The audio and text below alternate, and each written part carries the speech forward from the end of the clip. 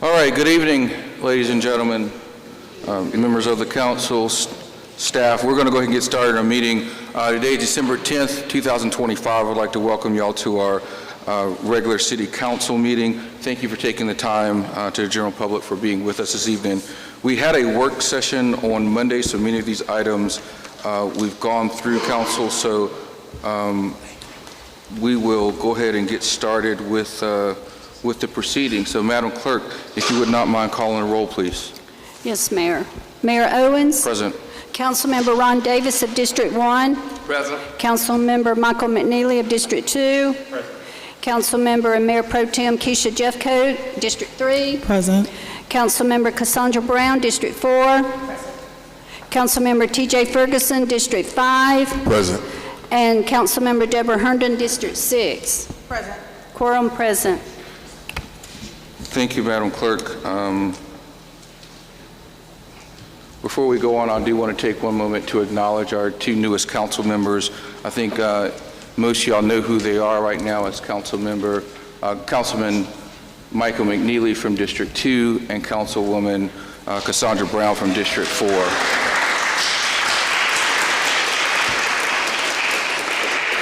Being that this is their, I guess, first full regular city council meeting, I want to take this opportunity to welcome you both to this council in official capacity. And then on January 6th, we will actually have the formal swearing in of your, per charter, the actual swearing in and the oaths that will be provided to you. So with that said, let's move forward. I would like to ask Army veteran Michael McNeely if you would lead us in Pledge of Allegiance, sir. Ladies and gentlemen, if you could stand for the pledge.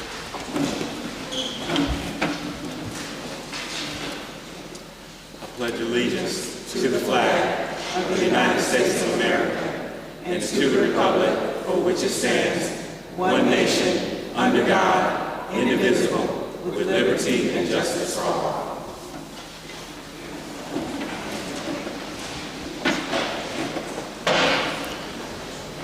Members of the council, you've been provided a copy of the agenda prior to the meeting. At this point in time, I'd like to go ahead and entertain a motion to approve the agenda as written. I'll make a motion to approve the agenda as written. Thank you.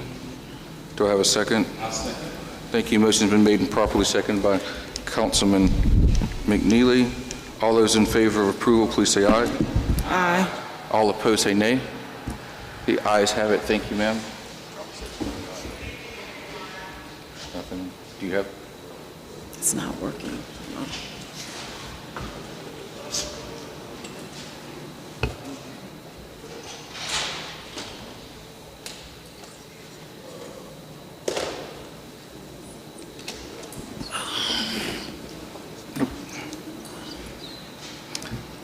We're going to move now to a public hearing section. We have, I think, 3 items for public hearing.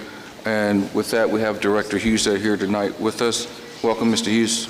Good evening, Mayor and Council. For the record, my name is Michael Hughes, Mableton Community Development Director. The first item for your consideration is REZ 2025-05. This is property located at 4470 Floyd Drive. Chris Wheeler, who's our planning and zoning manager, will give you the details. Welcome, Mr. Wheeler. Good evening, Mayor, Council. If we go to the first slide, please. Oh, I'm sorry. Oh, I didn't realize I had control. Sorry, I don't know. Why the PowerPoint's out of order, so I apologize. Let me cycle through this really quickly. The first item on the agenda for your consideration is, again, 2025-005. The applicant is Mr. Theo Bullard. He's seeking to rezone the subject property at 4470 Floyd Drive from R20 to RD, residential duplex. This is an aerial photo of the subject property. Again, the zoning of the subject property is R20. The future land use of the subject property is low density. This is an aerial photo of the subject property. This is an aerial photo of the subject property, again, to kind of give you an indication of where the property is located. It has property frontage along Wisteria Drive and Floyd Road. Located to the north of the subject property are townhomes and a senior apartment living complex. Located to the west and east are single-family detached residential homes, as well as to the south. This is a proposed site plan of the proposed duplex. The duplex will have 2 units. Both will be a minimum of 2,720 square feet for a total square footage of 5,440 square feet. These are proposed elevations that the applicant intended on building for the duplex. With all our zoning applications, there are the zoning criteria which you'll use to determine to make your decision tonight, either to approve the application or deny the application. Staff has reviewed the application and provided its own analysis, which should be located in your City Council packet. Staff did recommend approval, as well as the Planning Commission recommended approval with conditions. These are the conditions recommended by planning staff.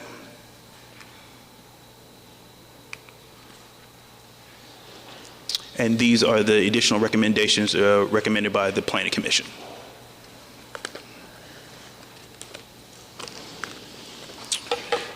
And the applicant is here tonight for a presentation as well.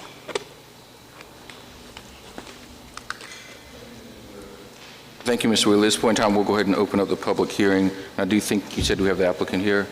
What we're going to do is we're going to do the typical those are in favor of including the applicant, and then we'll have time for those who are opposing this measure. So at this point in time, we will start the public hearing. Sir, you're welcome to approach.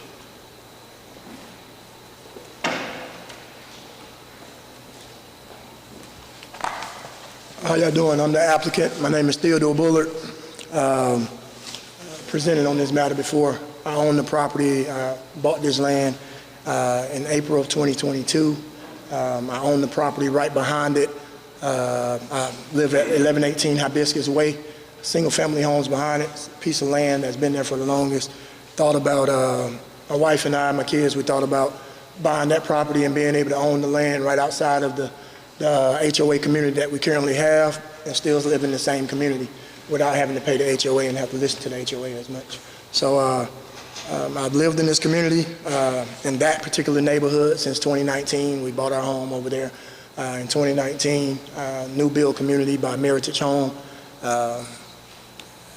I've been down here for over 15 years. I used to be the director of the Boys and Girls Club on Floyd and Fontaine Road. Worked in youth development for a while. Left there, actually, today we just awarded it. I left there to start teaching at Kennesaw State University, full-time professor there. Been there for 11 years. I just got into building homes, and I like the process, and I think it just makes sense to build something nice in that area right there at that spot. I know rezoning it is the best opportunity for me in that location because of the mixed use all the way around it. Depends on which way you're looking at it. I look at it as the house being faced on Floyd Drive instead of on Wisteria. So when you're on Wisteria, or when you're on Floyd Drive and you're facing it, to the left of me are multifamily townhomes that are zone RM8 multifamily. And behind me are the homes that I live in are zone RA5 single family detached homes. Then directly to my right is R20. And then directly in front of me is R20, but I guess it's grandfathered in as an RD, as a duplex. And then directly over to the left is RSL, there's a senior living facility over there. So there isn't any kind of conformity in that neighborhood. So that's why I thought building another duplex in that neighborhood and having something aesthetically pleasing and something nice where we can have some kind of affordable living in the neighborhood. If I'm not gonna live there, I'd rather have a duplex there that's gonna be nice and affordable because nothing is affordable down here anymore. We can say it is, but $2,000 two-bedroom apartments are not affordable. And so if we can come up with something that can be affordable, I think I would like to do it. But other than that, I don't know. I've seen a lot of the recommendations that were made. I presented last week. I had a community meeting at the church right on the corner. I'm very familiar with the neighborhood. I'm missing my son's banquet right now because I coach at South Cobb High School. I coach the Junior Eagle program, and my son is at his football banquet right now at 6:30. So I'm glad y'all got me at the front so we can go and do what we got to do. But so then we had a couple of conditions on here, and I guess I can wait for rebuttal at that point. I don't know exactly how this works. I'm not a politician. But we had three things that they suggested on there that I wanted us to actually be able to communicate about, because I feel as though that's a little bit overreaching. Even though they approve, I think it's a little bit overreaching when you're talking about the placement of the HVAC systems. I own a house right behind there, and I know all of the HVACs are to the side of the homes. So for them to tell me that HVACs have to be placed behind the home and then have things around it blocking it so you can't see it, I wanted to discuss that. I don't know how that works. Also, the short-term rental process, not saying that I want to do short-term rental, but I also don't want to be discriminated against and have it where you're asking something of me that you don't ask of any other tenant or any other homeowner in the city of Mableton. So everybody have to go through the exact same process of applying for that business license. I don't want any extra restrictions on me to where I have to go through that process and then have additional restrictions. And then thirdly, the requirement of having 3 canopy trees per unit. I feel like that was just because the commission, they had their own preference. I couldn't find anything in any document where you're telling me how many trees and what type of trees need to be on my property per acre. If it dealt with density or things of that nature where I cut down trees and then I have to replace a certain amount of trees, you're well within your rights, and I completely understand it. But since that's not the case, I don't think that we should be. And I want a beautiful space, and I want people to be able to walk, but no commissioner should be able to tell me, hey, that's a walkable neighborhood, and when people walk it, they're going to want to see trees, and then say, I'm going to put 3 trees here and 3 trees there. That's exactly what happened. And so I know sometimes I talk too much. Like I said, I'm a professor, so I'm not going to overstay my time. But those are just the 3 things, and that was item number 7, number 10, and number 12 that I took issue with on the exhibit and exhibit A inside of there. So those are the 3 things that I think, and I fully understand the rest of it. I'm okay with all of the other conditions that was recommended and that they want to do, but those 3 are clearly overreaches, and I don't want anybody to be able to overreach, not even me. Thank you, Mr. Bullard. At this point in time, is there anyone else that would like to speak on behalf or in favor of this zoning?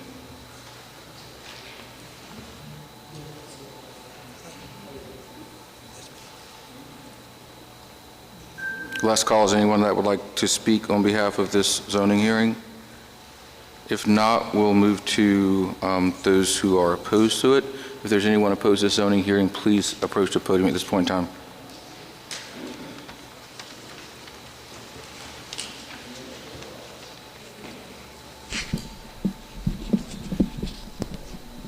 Yes, my name's Steve Young. I'm with the Mableton Improvement Coalition Zoning Committee, and I'd like to speak not specifically in opposition, but there are some caveats we would like, most of which are presented in the Planning Commission's recommendation, and therefore we would like to see those recommendations seen through in general.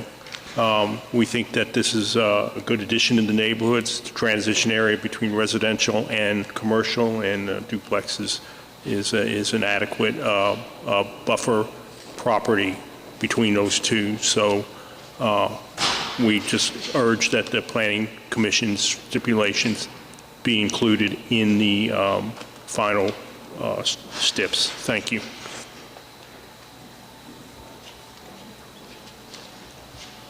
Thank you. Is there anyone else that would like to speak in opposition of the zoning hearing?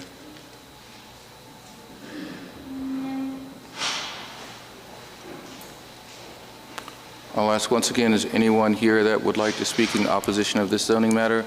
Please approach the podium at this time.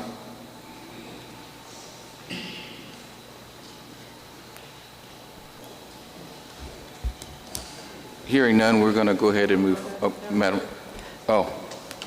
Go ahead, ma'am. Could you please state your name and what district you live in or address?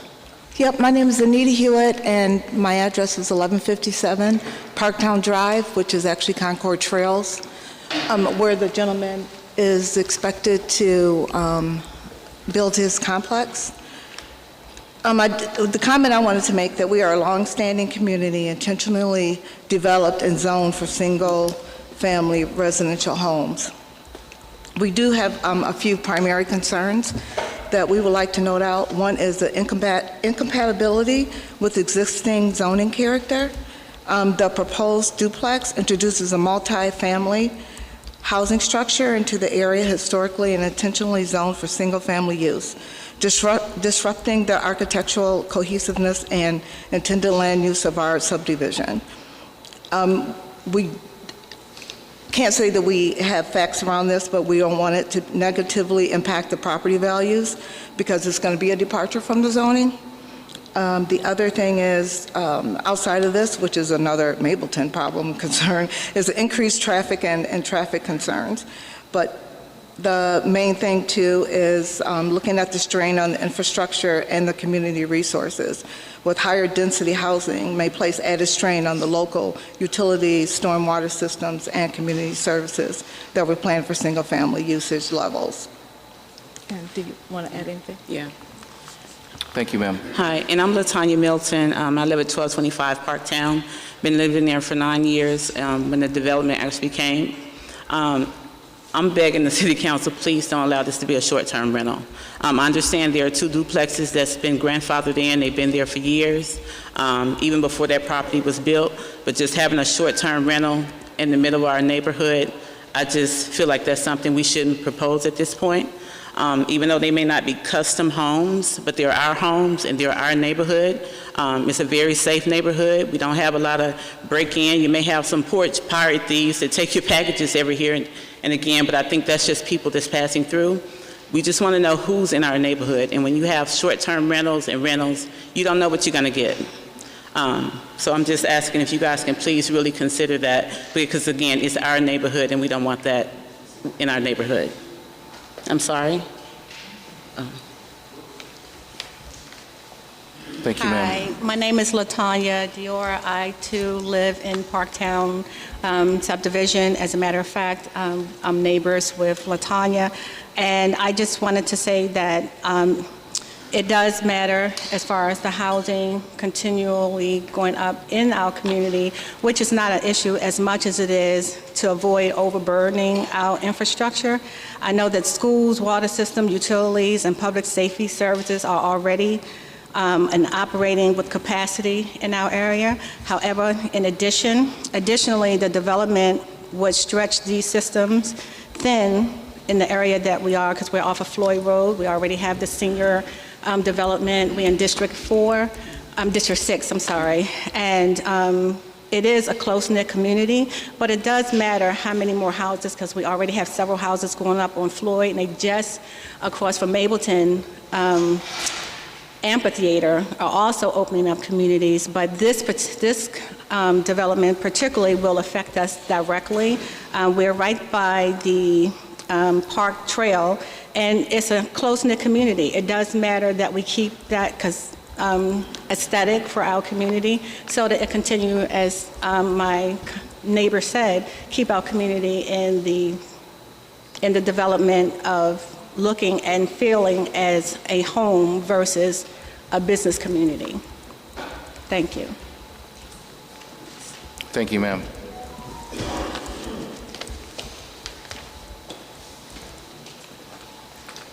Mr. Villard, before you step back up, I do want to take an opportunity. Is there anyone else who would like to speak in opposition of the zoning matter?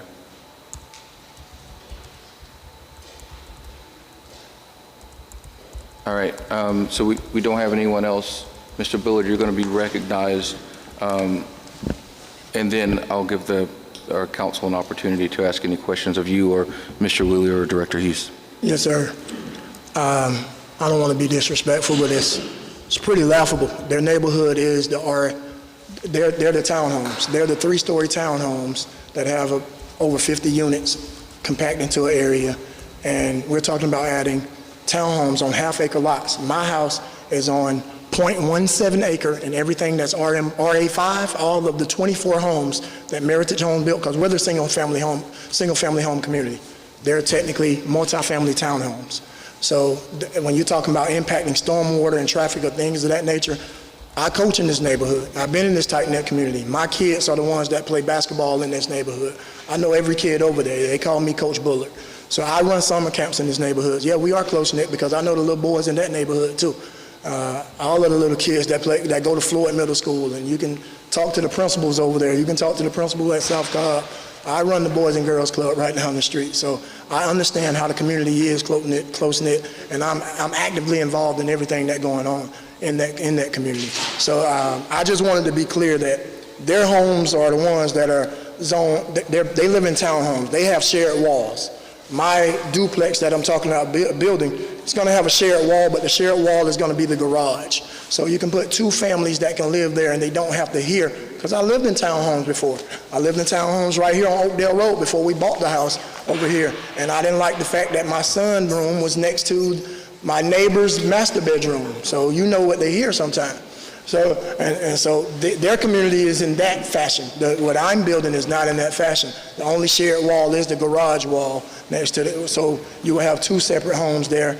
It's not really adding anything, because if you're talking about adding to the stormwater, adding to the traffic, technically every house over there in that neighborhood is on less than half an acre. It's on 0.25, 0.17. So we have 25 homes, and it's not a development. This is technically a single family location, and you're building basically 2 units on one property. So the development is what you're allowing Meritage Home to do over on Floyd Road. The development is, you talking about what's impacting the community and what's causing us to have more kids in our school, is when you take right there behind Chase Bank and let them build next to Kroger all of those homes. Then you let Meritage build across the street. So you talking about traffic. Two families are not going to add to the traffic in that neighborhood.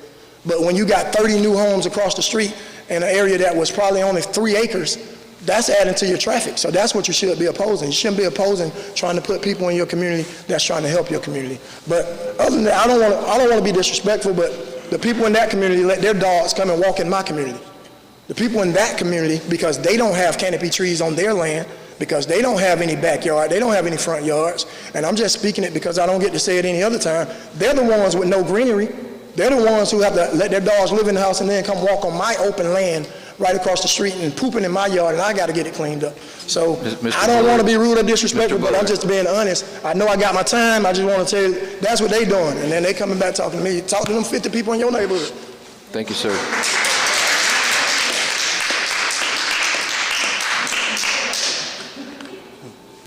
Yes, sir. I'm going to ask the council if there's any questions at this point in time. I actually have a question. Yes, ma'am. Is it your intention to do short-term rentals? No, it isn't, but it's my intention to not. If they want to put short-term rental restrictions on me, do it on their whole community, because they have everybody in Mableton has the ability to go and apply for the business license and get that for them. I don't want any extra restrictions that you don't have while you live in Mableton. Every single homeowner in here can go and apply for that exact same thing. So don't come and add nothing to me that you didn't add to yourself.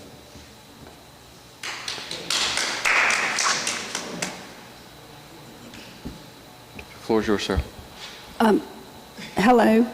Yes, ma'am. Mayor, when Mr. Wheeler was doing his presentation, he just referenced the stipulations of the Planning Commission. Yes, ma'am. Could y'all make sure y'all say those and get them in the record? Because it's up Sure. there, but nobody's mentioned Yes. it in detail. Mr. Wheeler, would you please go over the I stipulations? printed off the There's an copies if hour. y'all need it. I printed off copies. I didn't know how many of you guys were going to be here. But I know Ferguson is in my district. I thought I was in. We have it in the record. It's just in the record. We nobody have has it. That's mentioned not what it. she's saying. Sir, we have it in our records. We just want it mentioned for the recording and the record of the minutes.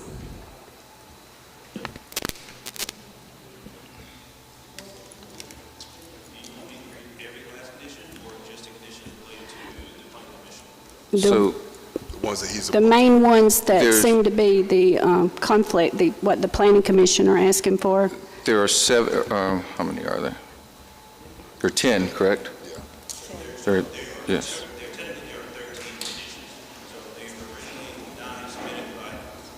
Speak.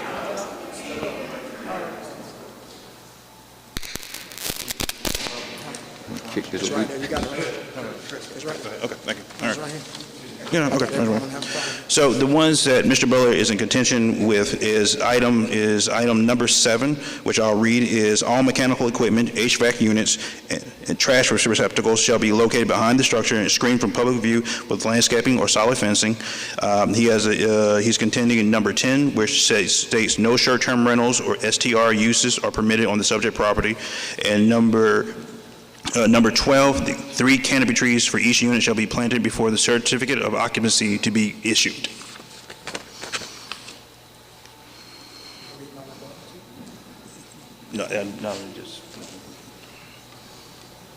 Is that satisfactory, Madam Clerk? Yes, Mayor, I'm going to refer to the presentation in the minutes. I just wanted to make sure these were on the record officially. Thank you.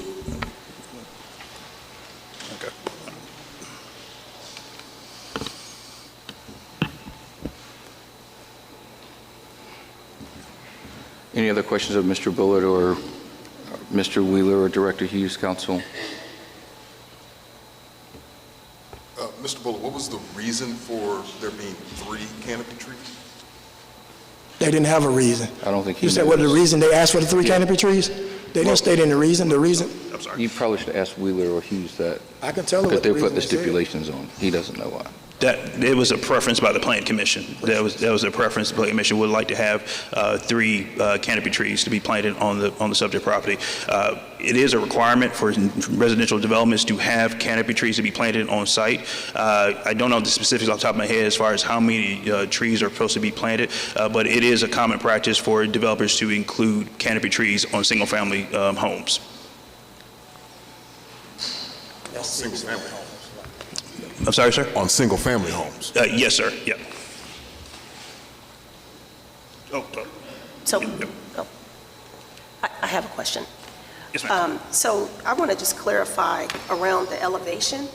So looking here, we have an elevation 1 and 2, and those are, it's the same, architecturally it's the same. Mm-hmm. But if you look in the beginning of the package, there's another representation here that differs. And so is that just meant to be, I mean, what, I'm kind of confused on what. So that was the initial elevations that he was prescribing to, but the Planning Commission wanted a better rendering, and so what is in the packet now is the rendering that he is proposing to build. So 1 and 2? Yes, ma'am. Okay, thank you. Mayor, I'm sorry. I'm getting comments that they can't hear. Could everybody please speak into the mic and speak loudly? I'm having trouble hearing also. That's one of the reasons I wanted the stipulations said aloud, but it's hard to hear in this room, for sure. Thank you, ma'am. Do you need me to repeat my question?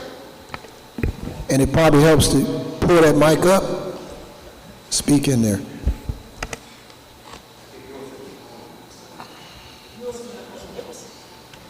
Can you hear me? Okay. So do you need me to repeat my question? Okay, sorry. Command voice now. Okay. So my question was around the elevation, and I wanted to clarify which elevation has actually been approved here. And it was explained that what's listed here is elevation 1 and 2. That is the accurate depiction of the elevation.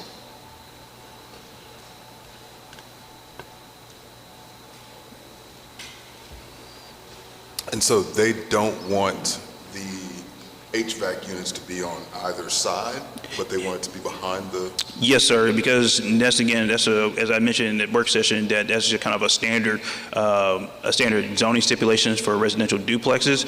The issue that for Mr. Bullard is that because he's on a corner lot, and so the idea of having a screen behind it, he still have some view along the right-of-way if it's along Wisteria Drive, and so therefore the idea is just kind of screen that from public view, not so much along Floyd Drive, but along Wisteria Drive. Again, that's just a standard development standard that the planning staff is trying to set. However, if the city council doesn't want that standard, then we're amenable to changing that. Yeah, so I mean, my thing is, I mean, yeah, this is my district. I've been driving past this empty lot for 20 years now. And what it used to be, Sorry. Yeah, this is my district. I have been driving past this empty lot for 20-plus years. What it used to be was a crack house, and then it got torn down, and then it's been an empty lot for all this time. The HVAC, if the house is sitting like this, wisteria is coming down this way, I'm still going to see the HVAC unit if it's in the back of the house. So That's why, again, the screening from So they public ask for view. screening. So then I should be able to do it on the side too. So we need to figure that out. So if you're looking if you're standing on Wisteria Drive, because the entrance into to the property would be along Floyd Drive. Correct. Right, and so the back of the house would be along I forgot the name of the subdivision. So that's the back of the Concord Trace. That's the back of the subdivision. So the units would be behind there. Yes, but you could probably still see the units if you're drawing along Wisteria Drive. And so therefore, that's why staff was indicating a screening with a landscaping or a fence to view it, to screen it, because he has frontage on Wisteria and Floyd Drive. If he didn't have frontage along Wisteria Drive, then you couldn't see it. So that's the idea for staff to indicate that do screening with a fence or landscaping. However, staff is amenable to changing that if the council doesn't want to have that. I personally don't believe that it's necessary for the way that this is set up. And yeah, I don't necessarily think it's necessary. I don't think it helps. Okay, yes, sir.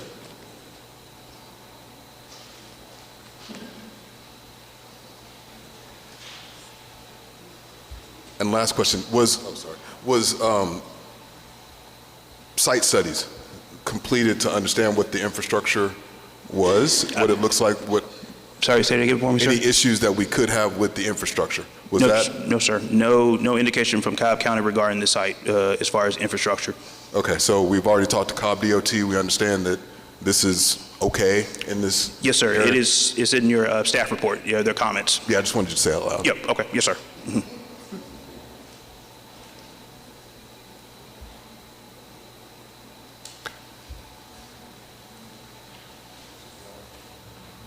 I'm good with this.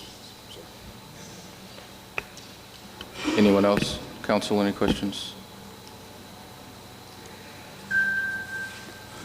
All right, at this point in time, we had the public hearing on RAZ 2025-005. We've heard from those who are in favor of this as well as those who are opposed. Council's had their opportunity to ask questions. We are going to close out the public hearing on this. And at this point in time, we'll go ahead and entertain a motion to approve RAZ 2025-005 and along with any potential stipulations. I'm going to motion to approve the zoning for the REZ 2025 with all of the stipulations.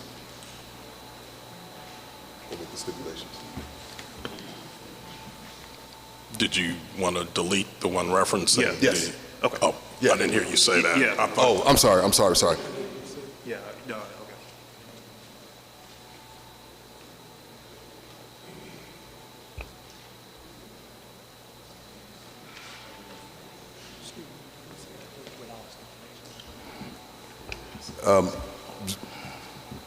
Restate that. I'm going to submit a motion to approve REZ 2025 and 005 and omit the AC unit situation. If the stipulations are numbered, it might be. It's 7. Go ahead. It's 7. Yeah. And 10? 10, okay. Yes. 7 and 10. Yes. 10 is the canopy trees. 12 is canopy. Oh, no trees. No stipulation. Not 3.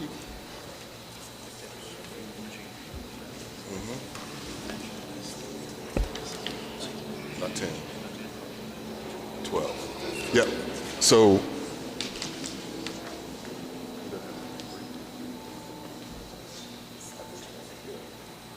yeah.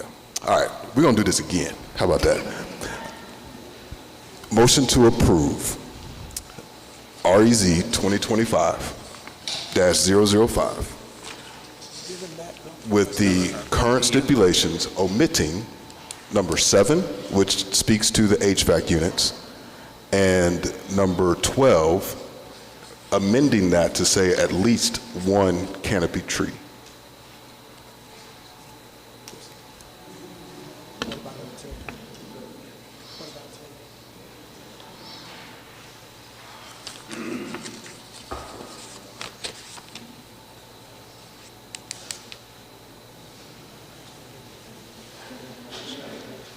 Yes, ma'am.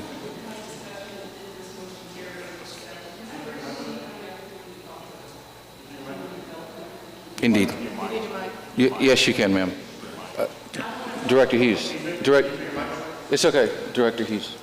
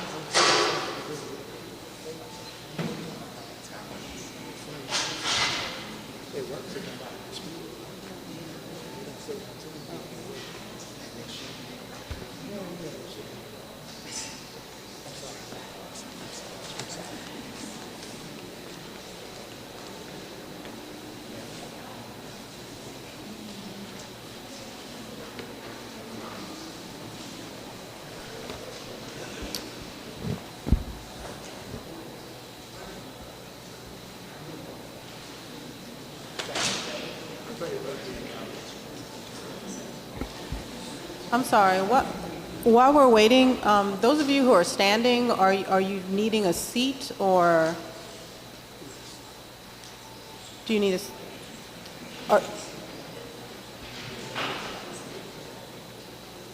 do you need a seat, sir? You're good? Okay.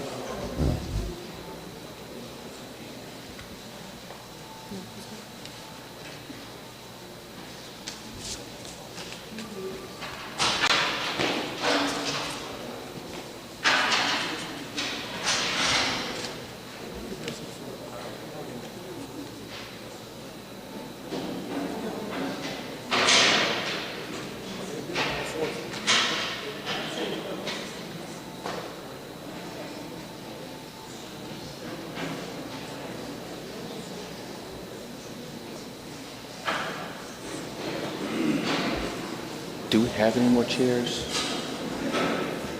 Did people go get more chairs? Did they go get more chairs?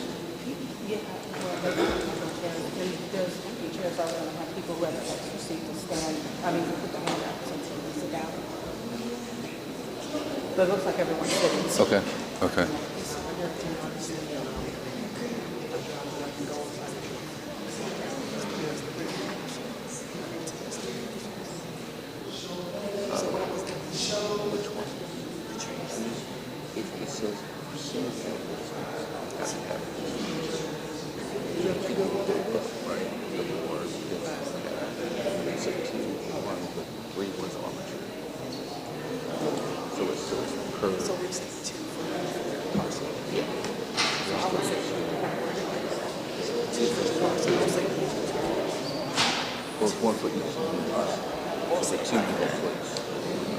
I think, because that's how it reads in here, I think.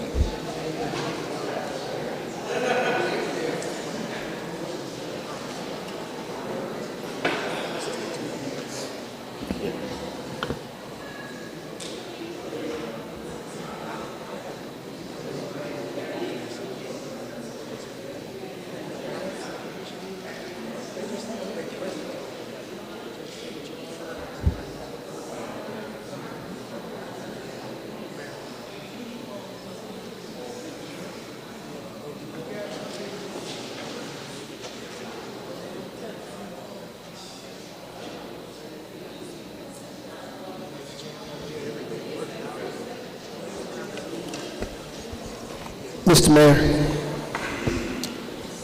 Yes, sir. Because of certain discussions and some technical concerns, I would ask that the council defer this decision until the end of the night, until you all have a chance to discuss it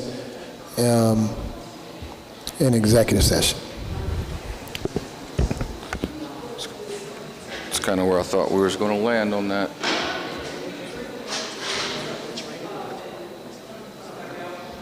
I would,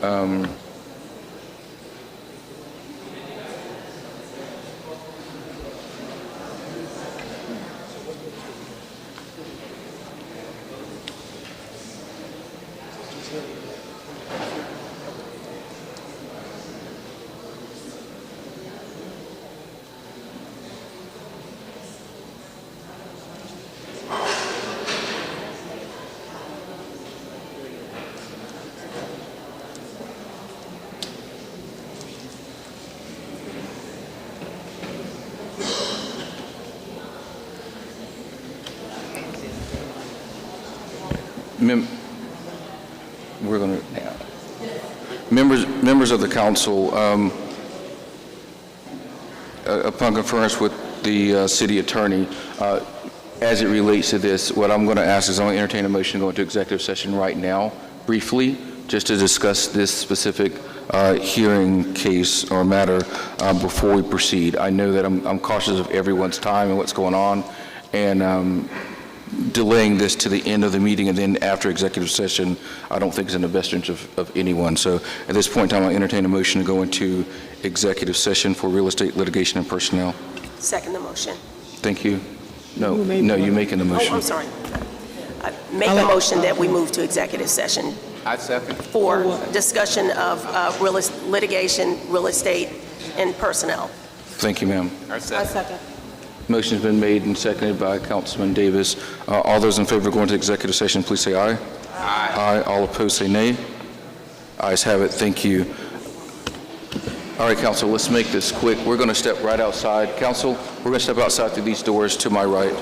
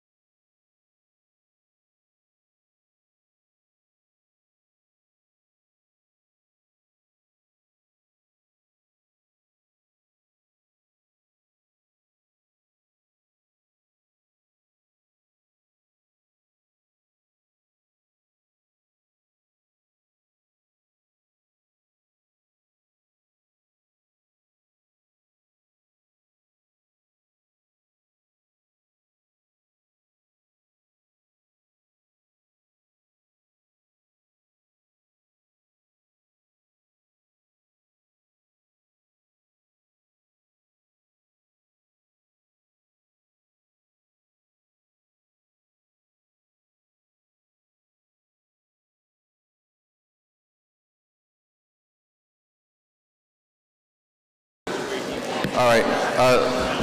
Ladies and gentlemen, at this point in time, we're going to go ahead and start back. So members of the council, I'd like to go ahead and entertain a motion to exit executive session. I'd like to make a motion to exit executive session. I second. Thank you. Motion been made and seconded by Councilman Herndon. All those in favor of exiting executive session, please say aye. Aye. All those opposed say nay. The motion passes. All right, we're going to resume where we were with, if you're following along with the agenda, that is 6A. Councilmember Ferguson has a motion, and I do believe you have a friendly amendment to that motion. Yes, so I want to amend my motion to include item number 10 as well, being stricken, which is the short-term rental prohibition. So we are, in fact, striking item number 7, the HVAC placement, item number 10, short-term rental, and we are amending item number 12 to require at least one canopy tree per unit. Thank you, Councilman Ferguson. I think that was clear on that amendment. Do we have a second on Councilman Ferguson's amendment? I second. Thank you. Motion's been made and properly seconded by Councilman Herndon. Any further discussion on this, council? Hearing none, I'll call the question. All those in favor of the motion made by Councilman Ferguson, please say aye.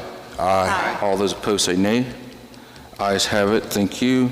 That has been approved. We will move forward on REZ 2025-005. Thank you, thank you, thank you.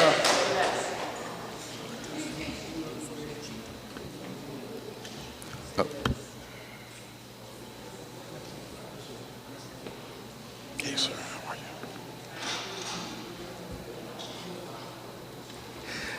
That takes us to item 6B, which is REZ 2025-004. Director Hughes, the floor is yours, sir. Thank you, Mayor and Council. This application involves property located at 6851 Queen Mill Road, and the request is to rezone property, a 4-acre tract from R20 to R15 for a 6-lot detached subdivision. Mr. Wheeler will provide the background. Thank you. Good evening, Mayor and Council. The applicant is Mr. Alexander Prop. Mr. Prop is seeking to rezone the subject property from R20 to R15, as Director Hughes mentioned, for the development of 6 detached lots. This is an aerial photo of the subject property. Again, the current zoning of the subject property is R20. This is the future land use of the subject property. The future land use for this subject property is low density. This is an aerial photo of the subject property. There was, again, I apologize, IGIS did not update a most accurate or more recent aerial photo. The single-family home on the subject property is no longer there. It has been demolished. This is a submitted site plan the applicant has submitted for consideration. Originally, the applicant did have 7 lots. However, going through Cobb County review comments as well as comments from the public, the applicant decided to revise his site plan to show 6 additional lots. His detention pond was showing closer to Queens Mill. However, he did revise his site plan to push it inward towards the actual development. With this revised site plan, the applicant is requesting a variance as well to the front yard setback to reduce the 35-foot yard setback to a 20-foot setback. For all lots. Yes, sir, for all lots. I apologize, for all lots. These are the proposed elevations the applicant submitted. These are the proposed elevations submitted. The applicant has indicated that he has agreed to a stipulation of 25% brick elevation to the front and side.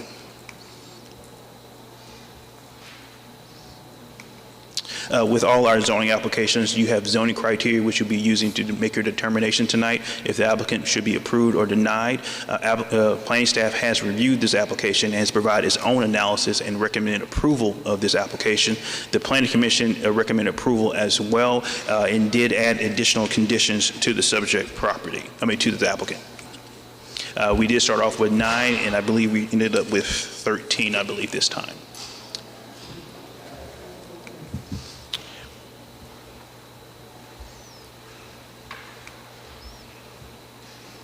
Thank you for that, Mr. Wheeler. Yes, sir. At this point in time, we're going to go ahead, Madam Clerk, and open up the public hearing for this. Same as previous, anyone who'd like to speak on behalf of this, is the applicant here? Yes, sir. Okay. At this point in time, we'll go ahead and have the applicant come up, and we'll start the timer whenever you're ready, gentlemen.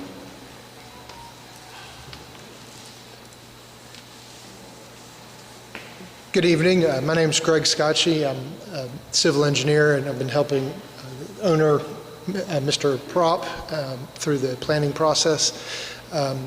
And I would like to provide a little color to our variance request, going from the, I believe it was 35 feet to 20 feet for each of the 6 lots. The reason for that request is because of the topography of the existing lot. Starting at the kind of the north central portion of the lot is the high point, and then going due south is the low point. And across that distance, it's about a 20% slope down. So every 5 feet you go out, you go 1 foot down. So it became very challenging to lay the roadway out and any potential proposed buildings, and pushing those buildings forward to the proposed 20-foot building setback line is, beneficial to the environment. We hope to not disturb as much of the existing lot that way. And we would just humbly request that the council approves our variance request. And Speak up, please. We humbly humbly request the council approves our request for the variance and the zoning change from R20 to R15. And with that, I'll give it to Alex. Thank you. Good evening. I just want to say in short that we are accepting all the additional stipulations that we received from the Planning Commission, and they have had a chance to review it very thoroughly because it took like 2 cycles at least. But so everything, we are in total agreement with all the recommendations of the Planning Commission and the staff. Thank you. Thank you, sir. At this point in time, is there anyone else that would like to speak on behalf of this zoning matter? Please make your way to the podium.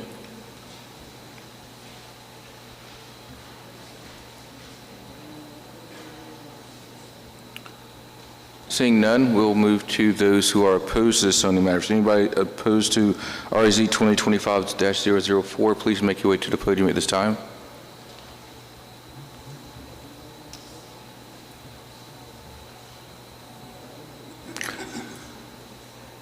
Madam Clerk, seeing none, we're going to go ahead and move back to... I think they can't hear. All right. Is there anyone at this point in time that would like to speak in opposition of RZ 2025-004? If you do, or if you are in opposition of it, please make your way to the podium at this time.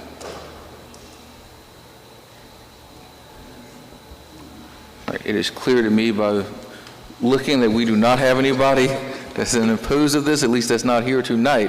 Therefore, Council, we're going to go ahead and open this up to, if you have any questions of the applicant, Mr. Wheeler or Director Hughes, you have the opportunity to do so now.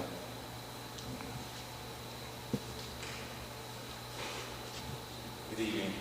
Yes, so I want to first say that we're doing this. All right, so I want to say first, I'm glad to see the additional stipulations that were added to this application. They were certainly, I believe, needed. I would like to address a couple of things. So there's one mention of language for the applicant having an option to pay for curb, gutter, sidewalk. I don't know that I don't know about having the option versus ensuring that those funds go towards those things that are certainly needed. I thought we had included that condition because that was a condition recommended by the Planning Commission to include that language. So outside of an option or with an option to either pay the monies or actually ensure that the gutter sidewalk is in gutter included? I can't hear you. So I said, Mr. so Council. is it still listed as an option? I thought it was still listed as an option. for the Yes, developer. sir. Well, I apologize. So usually the planning commission usually takes that option off the table, and so I apologize if that's not in the staff report with the updated conditions. Usually that is, but if it's not, then I would say if you want to go ahead and take that option off the table, then go ahead and include it in your motion. Yeah, I would rather not see the option. I'd like to ensure that the developer is going to take care of those things and not leave it to someone else to do. Yes, sir. Yeah. Thank you, sir. Any other questions from the council? Hearing none, I'm going to go ahead and entertain a motion to be able to move this zoning request forward. I'll make that motion. Thank you, sir. I second. Any further discussion, council? Hearing none, I'll go ahead and call the question. All those in favor of approval for RAZ 2025-004, you had a... Yes, that's right. Will you amend your motion if you don't mind? Yes, I will amend my motion to include taking the option off and ensuring that that those items are paid for by the developer. Can you stipulate exactly what that is for the record? Yes, so that would be for curb, gutter, and sidewalk. So I'll make the motion to approve with that stipulation as stated. Thank you, sir. Do we have a second on that? I second. Thank you, Councilman Davis. Any other discussion? Hearing none, I'll call the question. All those in favor of approval of the motion made by Councilman McNeely, please say aye. Aye. All opposed, say nay. No opposition, the ayes have it. Thank you. Thank you, sir. Congratulations, gentlemen. Director Hughes, let's move forward now to item 6C, which is RAZ 2025-006. Yes, sir. Can someone advance the slides? Second? This actually is being It's on the deferred. agenda, so I'm going to let him say that. Yeah, the application is being deferred until January 2026. Thank you, sir. The applicant requires additional time to make some adjustments to their plan based on some feedback they got from the community. I appreciate you. Let's go ahead and move to item 6D, which is OZI 2025-004. Yes, sir. This is property located at 2480 East-West Connector. The applicants are requesting permission to construct an accessory structure in excess of 1,000 square feet. Just for reference, this is the old Regal Theater property that's on East-West Connector. Mr. Wheeler is here and will provide the background. Good evening, Mayor and Council again. The applicant is Rural King. The subject property is 2480 East-West Connector. Again, the subject site of the old Regal movie theater. The applicant is looking to amend the stipulated site plan for the creation of an outdoor display area. This is an aerial zoning map of the subject property. Star indicate the subject property. The current zoning is CRC, Community Retail Commercial. This is an aerial map of the subject property. It has frontage along Hurt Road and then as well as along East-West Connector. This is the stipulated site plan approved back in 1997. Again, it was part of a retail shopping center that in turn developed into the Regal movie theater along with other smaller commercial shops. This is the original, this is the site plan. So I wanted to let me pause here really quickly. So this is the revised, this is the original site plan the applicant submitted for consideration. The difference is highlighted in green is a smaller size space of what the original display area was going to look like. Highlighted in the pink and as well as the orange, those are other outdoor display areas. In your application packet, the applicant indicated that they were seeking approval for a 12,000 12,025 square foot outdoor display area. However, the applicant did not include the additional other outdoor display areas in their calculations. And so they are including the calculations for the sidewalk display and then the other display as well too. So the total square footage of the outdoor display area is 31,950 square feet. And so therefore there's a difference between what we discussed at the work session to what they're trying to submit to, for approval. The applicant does have hard copies, and there's a restated a revised statement for you guys to review this evening. So if you look into, so again, this is what you saw on Wednesday. Again, all this is not 12,000 square feet. So again, it is closer to 32,000 square, closer to part of the 32,000 square feet. I apologize. So let me also read into the minutes as well, to which square footage is what. So the outdoor display area is approximately in total outdoor display area is 12,000 and 25,000 square feet. The outdoor bullpen area is 10,750 square feet, is which the square footage that Commissioner Ferguson mentioned at the work session. And then the sidewalk display area is 9,150 square feet. So right now, what I have on the screen right now indicating is the outdoor display areas, the outdoor displays area, that's approximately 12,025 square feet. And the next slide is the outdoor bullpen area. So that is a total of 10,750 square feet. That is the proposed fence they're using to fence in the bullpen area. The picture up to the top, that is if you're standing at Hurt Road and you're looking onto the site. That is where the locating of the bullpen area is going to be located at.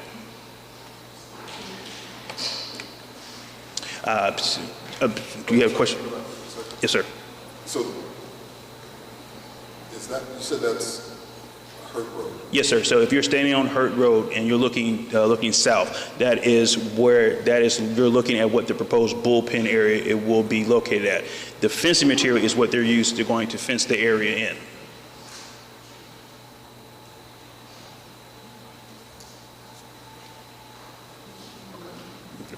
I can go back really quick to you as well too. So the other outdoor display area is going to be, if you look at the site plan, if you see what I've highlighted in green, if you can see the two tree islands, that area from that tree island to the other tree island is the location of where that area will be. And then you look to the southern, if you look at the bottom picture, that is going to be the display area along the western portion of the property, along those parking spaces.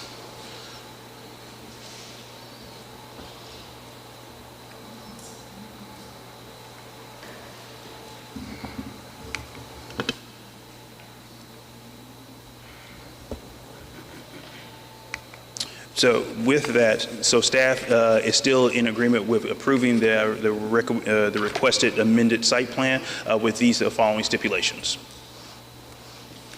And Rural King is here to provide better understanding and clarification as well too. Thank you, Mr. Wheeler. At this point in time, we'll go ahead and move along with the public hearing, ensuring that those who are in favor of this gets an opportunity to speak. Let's go ahead and start with you, sir. Thank you, Mr. Mayor, and thank you to the commission, and good evening. My name is Chris Twyman. I serve as counsel, Georgia counsel for AJM Mableton, Georgia LLC, which is also doing business as Rural King. And just first a little bit about Rural King, and then I want to elaborate on our application and our requests. Rural King is a national home, garden, and farm store that consists of approximately 174 stores throughout 17 states. There are 2 locations currently in Georgia, including Bainbridge and Waycross. There's a 3rd store opening in Rome in March of 2026. And Rural King serves these communities with a variety of goods, from consumables to home goods, automotive goods, feed, fertilizer, apparel, pet supplies, products customarily sold with similar competitors in this industry. And this is about outdoor display and bullpens, and so other competitors, not apples to apples, might include a facility like a Home Depot or a Lowe's. We're before you today seeking relief in the following form. First, we do respectfully request to increase the square footage allowance for the outdoor display. And then second, and what is part of the OZI application, is the ability to construct this bullpen that was discussed. And so I do want to take just a couple of minutes to talk about both of those. And your limit for the outdoor display by code is 1,000 feet. As the planning office indicated, we're asking for the variance to increase the outdoor display area to 12,025 square feet, and that was indicated on your on the application model as the green area. Now, the total square footage, obviously, that we're asking for with the inclusion of this bullpen on the OCI application does take us above that 12,000 square feet that was listed in the material list that you discussed when you had this project. I will let you know that on those conditions, all of which we agree with and can comply with, the recommended conditions, stated that this would be in accordance with the revised site plan dated November 4th of 2025. That revised site plan did include on its face the 3 square footage areas. It included the 12,025 square foot for the outdoor display area, the construction of a bullpen, which would be 10,750 square feet, and then the sidewalk outdoor display area of 9,150 feet. What was not included was in item 2 that those 3 were added together. So I want you to know that the material you have, if you look at it, does actually have the square footage on the actual site plan itself. We're asking for the OZI to be able to build the bullpen area because there is not adequate space to add on to this building. And since it is a freestanding structure, that's what requires us to make the OCI application. The fencing that you saw in the example, the bullpen will be fenced in, is just an example, and we are committed to working with the city on whatever the aesthetically pleasing fencing needs to be for that bullpen area. And we've also discussed with planning, and we see in the recommendations that there might be other landscaping that you will require to properly screen those display areas from Hurt Road, and AJM is prepared to meet all of those conditions. That is our request. I will tell you that with me today is, if you have any questions, is Bill Gregory. He is with Rural King National. He's flown in today from Illinois in case there are any technical questions about the project that he can answer. AJM purchased this property in March of this year, so they own it in fee simple. They are committed to this community, and they've already started to make substantial improvements to the property, not getting ahead of any approval you would make, but this was a closed theater, and so they've taken steps to start substantial improvements to this former movie theater, including certain security upgrades in the area. For the longest, it was a dumping site. They've already put a lot of money into trying to clean it up. And so we think with Rural King coming to this community, it will not only be a boon for the community, bring in between 80 and 100 jobs, but it will also help beautify that area there off of the East-West Connector. And I'll yield back at this time. Thank you for that, sir. Would the owner or representative like to speak as well? I can introduce myself. My name is William Gregory. I'm here as a representative of Rural King. We would just like to say that we're excited to be able to be considered to be a part of your community. It's a growing company. We've expanded into Georgia. We started expanding into Georgia last year, and we're looking forward to this opportunity. And as Mr. Twyman had stated to the council, we've met with the zoning enforcement office, and we're willing to work with you as far as the requirements, as far as what you need in order for us to make this beneficial for both sides. Thank you. Okay. I appreciate that. Before we go to any questions from the council, I'll go ahead and extend this out. There's still some time. Is there anyone else like to speak on behalf or in favor of this zoning matter, please come to the podium at this time.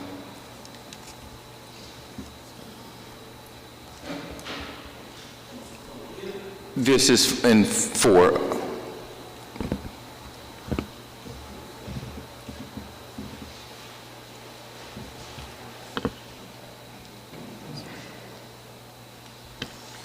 Hello, Council Mableton. My name is Leroy Trey Hutchins. I do serve on the school board. However, I'm only here in the capacity of as a resident of Mableton. I posted this information in regards to Rural King coming. I don't know how I came across the article. It showed up. I posted it, and it has been shared over 14 times from my page. 5 pages from Mableton Improvement Coalition with close to 100 comments from people within our community who overwhelmingly support Rural King coming into our community. They look at it as a great addition, something we currently don't have. One of the things that I saw was urban agriculture, as we have the proximity to where this location is to Hiram, Powder Springs, and some other areas that do have opportunities that this is going to help benefit even here in Mableton. It was overwhelming. A lot of people didn't know about Rural King until now, but I do want to make sure that I highlight just from a community perspective, once posting it, people were in favor of it coming and actually excited for it coming. So just wanted to share that with you. Thank you, Mr. Hutchins. Anyone else that would like to speak for, on behalf of this zoning matter, please come to the podium now.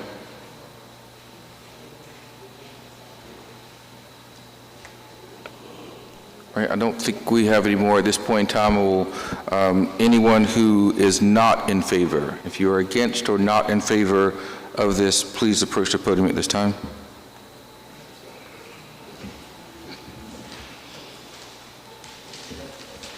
Yes, my name is Steve Young with the Mableton Improvement Coalition Zoning Committee. We are actually in favor of it. However, we would like to see some additional stipulations added. One is the parking lot is tired and decrepit, and we would like to use this opportunity to see if the applicant can actually clean it up, make the medians nicer than what they are right now, and the pavement. And also the facade is a movie theater, not a storefront, and we would like the facade to be cleaned up and made more appropriate for the type of business that is in the facility here. Thank you. Thank you, sir. If there is anyone else that would like to speak against or that is opposed to OZI 25004, please come to the podium now.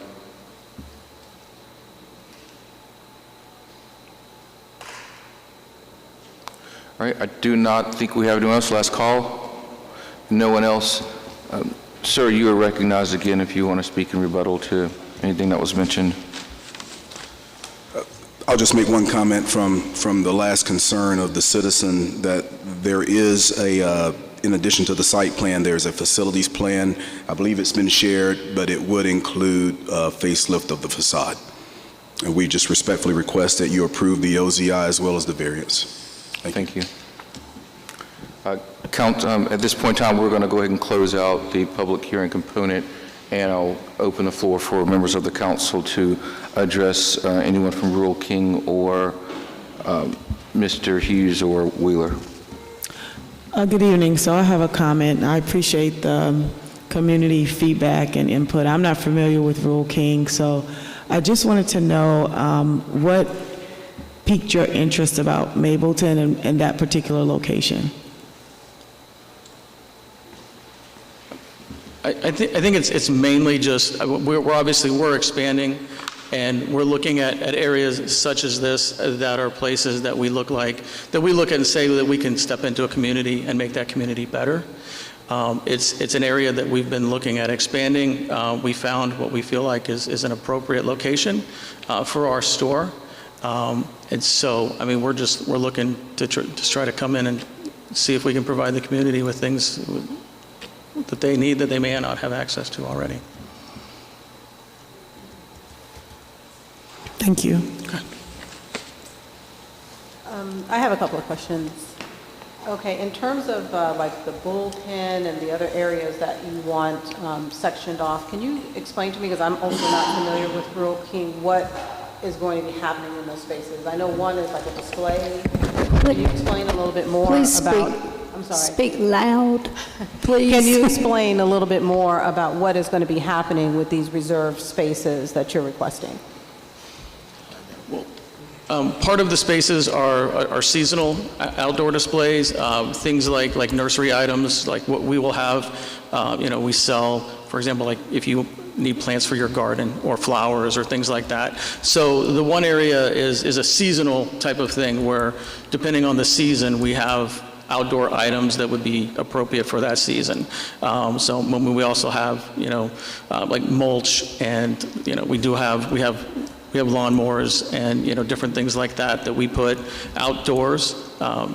Just as far as display items, but just generally sort of things that you would picture as far as things that you would use for the outside of your homes.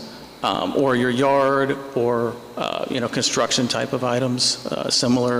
I think he had mentioned that there are things we sell that are similar to like a Lowe's or a Menards or a Home Depot. Those types of things would be within those fenced areas, and then our seasonal displays.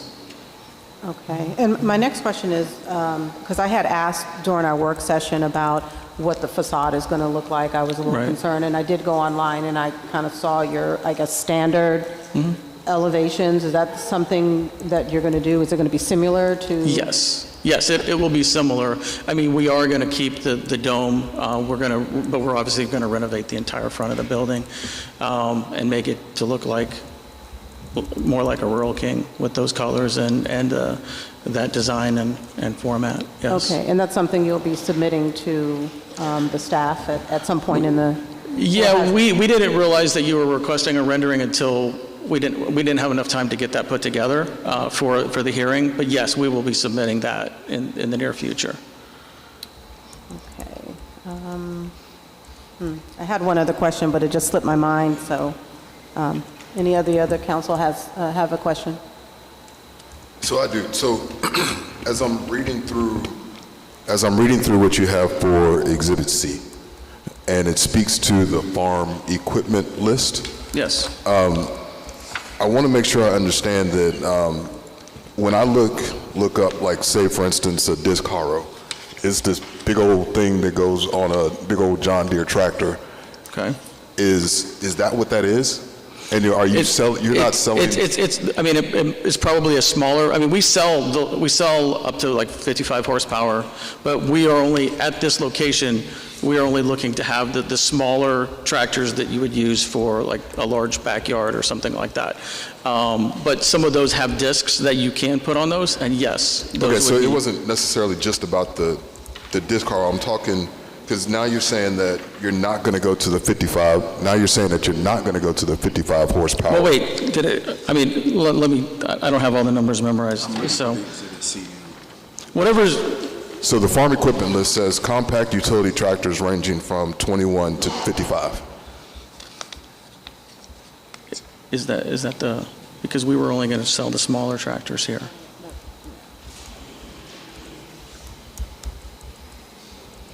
What is the small? I don't have that memorized. So the November 25, and actually the original and amended did include the 21 horsepower to 55 horsepower. We had a discussion with planning. The plan for this location, based on this community, was to only sell the smaller units.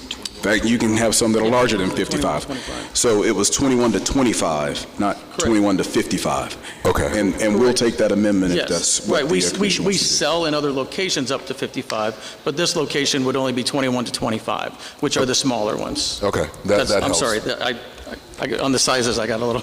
And if you've referenced the website, you can see the pictures or examples of what the 21 to 25 farm equipment will look like. Right, and that makes me feel better. Yes. We're not going to have these big honking trucks out there that... Right, you're not going to have large tractors and large tractor implements. And I do see in the the document, because that's where I was going to go next, where it speaks to the hobby farmers versus the big industrial, Right. You're farmer types. you're right. We're not bringing in large farm equipment for somebody that's like farming 100 acres or something like that, no. Okay, I'm definitely interested in the type of fencing you're going to be using. So Right. I know you said that what's in the packet is kind of conceptual at this time. Yes. And you'll have other options. Well, that was what we submitted, and we basically said, I mean, if that's acceptable, then we would use that. But if not, I believe that we had, I don't know, were they submitted the other charter package or no? Okay, because we do have a package of the charter fencing options that have things that provide more screening than what that fence does, which we can use. We had discussed that with code, and we just submitted that as an example of an option. Okay, great. Yeah, because I would be interested in seeing what the other options looks like, because I do feel that there needs to be a little bit more screening for that area, especially since it's facing, Hurt Road. It wasn't transparent either, was it? If I recall, the alternative screening that we discussed, it's right down here. Yeah. Was a non-transparent. He has some of it on his phone, if you don't mind if he approaches. Yeah, that's going in the right direction.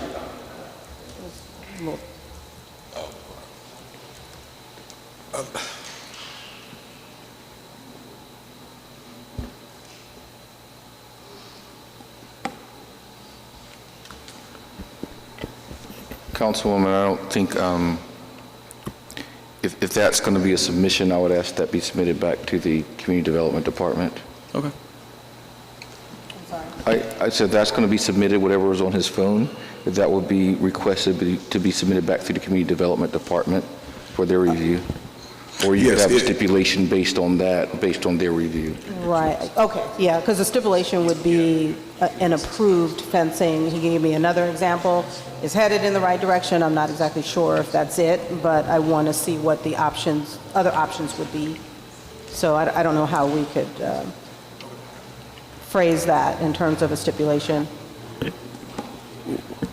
I'm sorry. And if I can add, we understood under what we saw as the proposed recommended conditions, the second bullet point under 1, which just says that prior to issuance of the certificate of occupancy, additional landscaping may be required to screen the display areas, and we would include whatever the recommended fencing is for the bullpen as part of that requirement under revised site plan.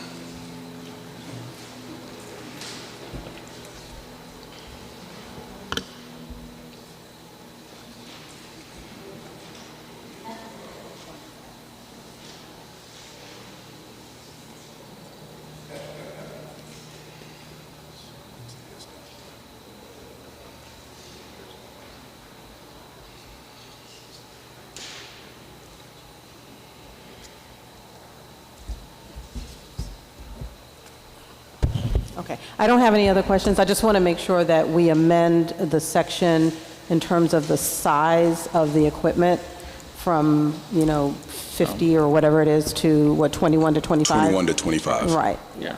So if that would need to be amended. Thank you.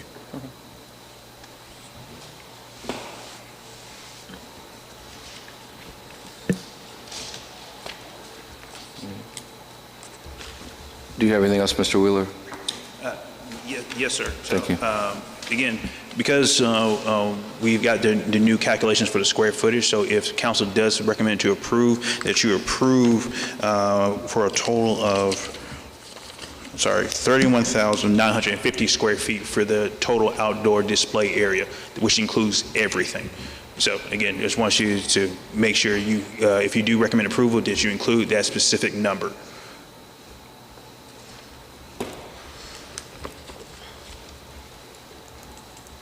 Thank you. I did have one question. With the new number, does that do anything to reduce the number of parking spaces and what's necessary, handicap spaces and all that sort of thing? Oh, no, sir. No, it doesn't reduce anything. They have enough parking to meet the minimum parking requirement.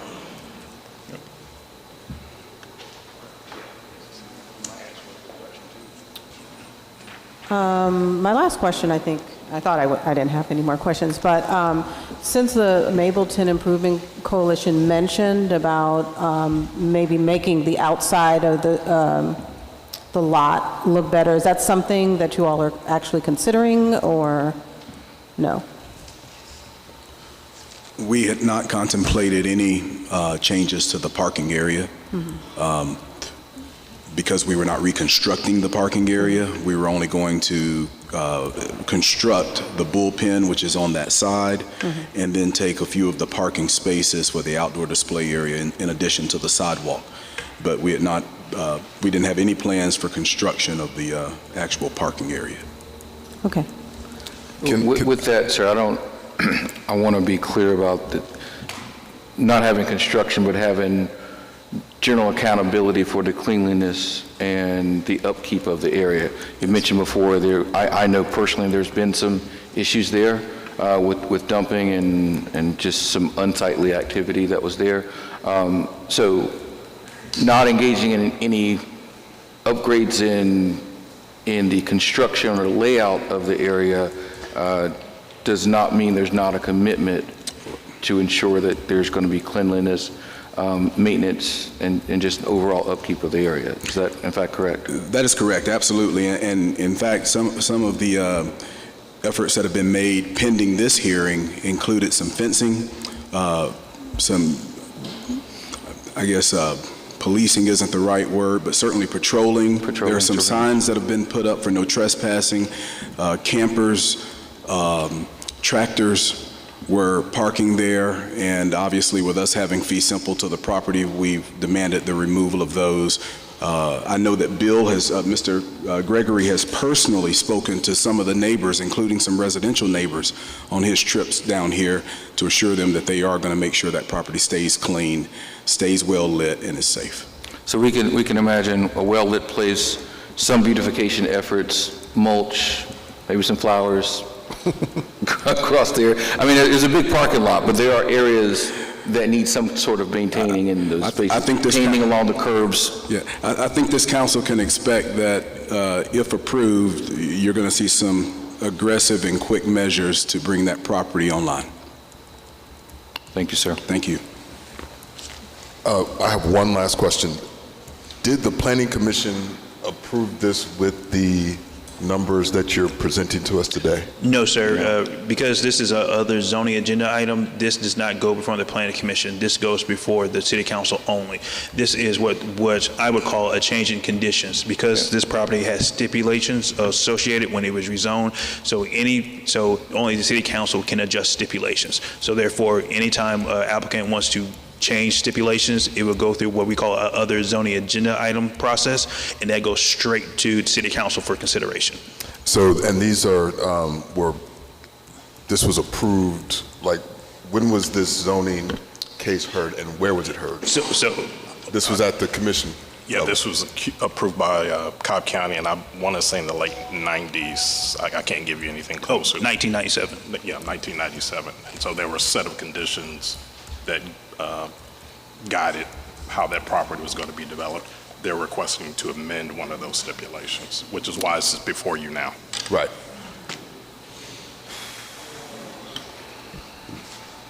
All right, any other questions, council? If not, Councilwoman Herndon, I'll open the floor to you. To make a motion? Okay. I move to approve OZI 2025-004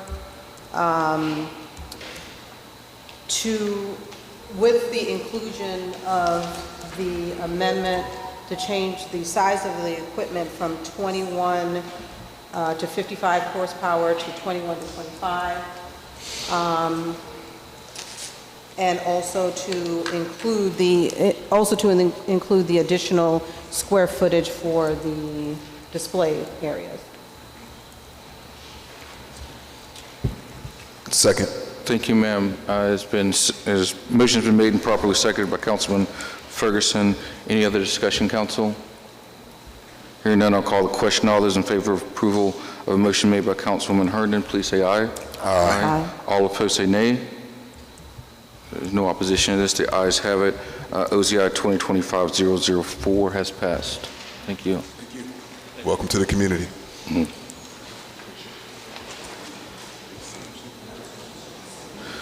All right, at this point in time, council, that completes our slate of public hearings for this evening. We're going to move forward with our agenda. We're going to go straight to item 8. Item 8 is our appointments. We do have at least one appointment this evening.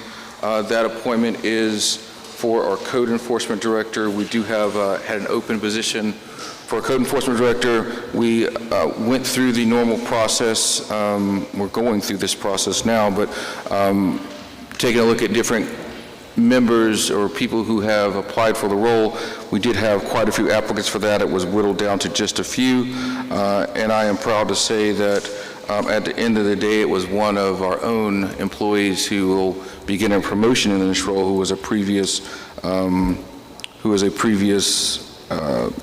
supervisor. So with that said, members of the council, he has far too many accolades and certifications on his list, but you all have had the opportunity to meet him and speak with him. That is none other than our Jerry Silver, who again I mentioned is a supervisor with us right now. At this point in time, I would like to make a nomination for him to be the next code enforcement director for the city of Mableton. Do I have someone willing to make a motion to support my nomination? I'll make the motion to support that nomination of Jerry Silver for director of code. Thank you, sir. Do I have a second? I second. My left ear or right ear, I don't know. Councilwoman Herndon's made the second. Any discussion? Hearing none, I'll go ahead and call the question. All those in favor of approving my nomination for Jerry Silver to be the code enforcement director, please say aye. Aye. All opposed say nay. The ayes have it. Congratulations, Mr. Silver. Congratulations. If you would like to say a word, sir, you may approach the podium. You can tell them about some of the certifications you got too, sir.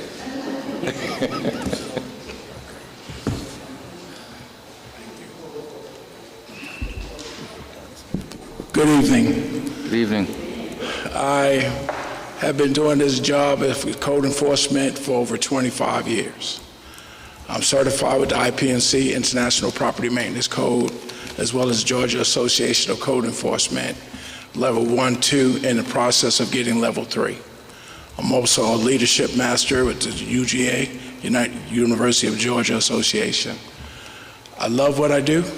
I look forward to serving the community and the council, the mayor, as well as the city manager. And my colleagues are here, so I'm just happy to be here and be able to serve in this capacity. My wife is here, my mother is here, and to support me, so I have the family support that I need to do the job.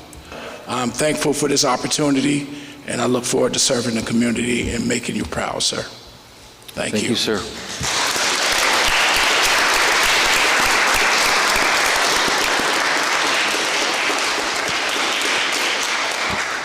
You know, Council, I just want to take a note to say, as we continue to grow as a city, we continue to recruit people from across the metro area, from across the state, to come here and work. But it's always great when we have an opportunity that we have to promote one of our own. And so I want to also take this moment to thank Director Michael Hughes, who in the interim, when we did not have a community development director, we were never without someone leading that department, because he stood up, and I'm not sure if he was voluntold, but he stood up and helped to manage that department. And Jerry, I think Mr. Silver stepped right in to help lead. So Director Hughes, thank you for stepping in and wearing many hats.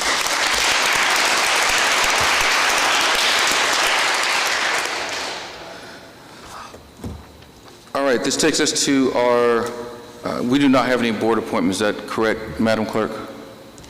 I have not had any submitted to me this week. Thank you, ma'am. With that being said, we'll go ahead and move to our public comment section. I'm sure you have some public comment cards for us this evening, ma'am.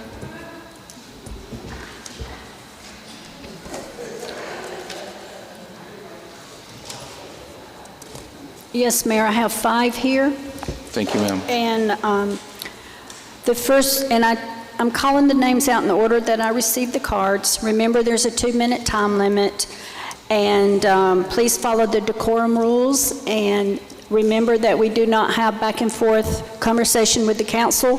As you see, we have a lot of business to take care of, so we can't comment, or we'll be here till midnight probably.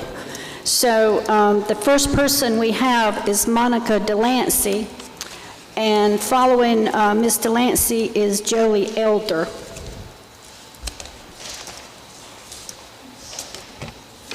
Good evening. Good evening. Good evening, Monica Delancey, We Thrive in Riverside Rental Association. I just want to start off by congratulating our new District 2 City Councilman, Michael McNeely, and also congratulations to Cassandra Brown for District 4. We're going to hit the ground rolling. Hit the ground rolling because congratulations to our new code enforcement director, because that's how we're going to hit the ground rolling, right?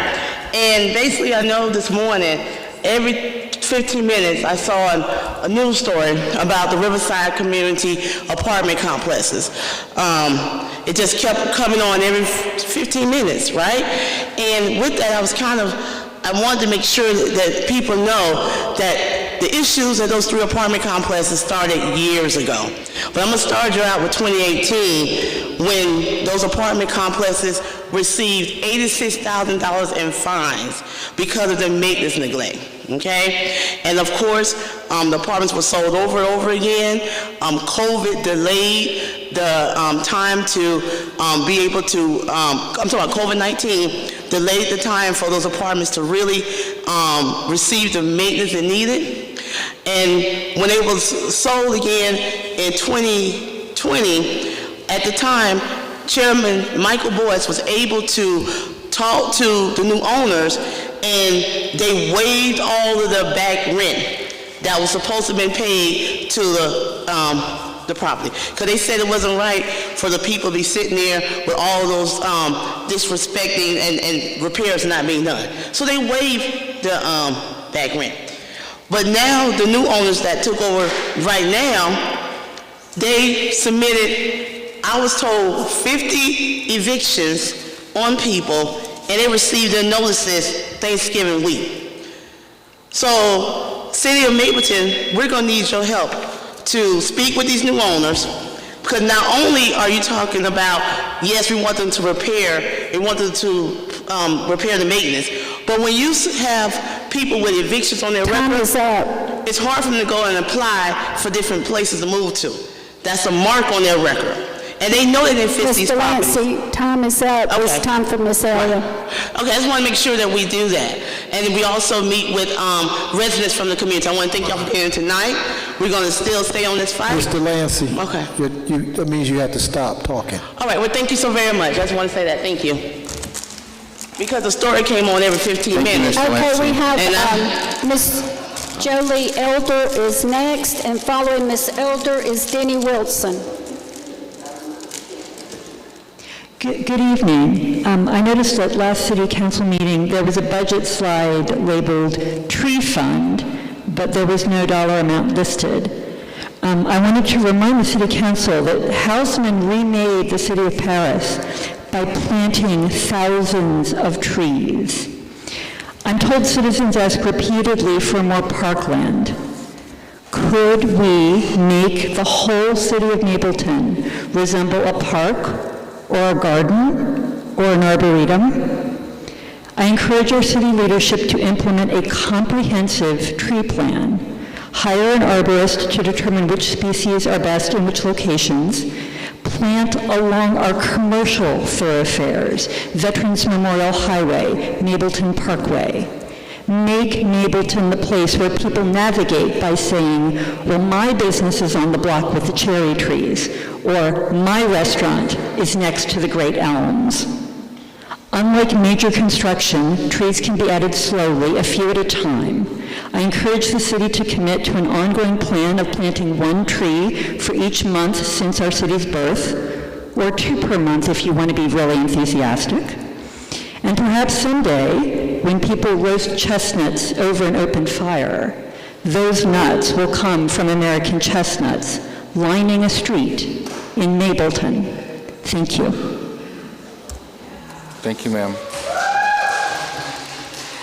Okay, Miss Denny Wilson, and following Miss Wilson is Sam Culbreth.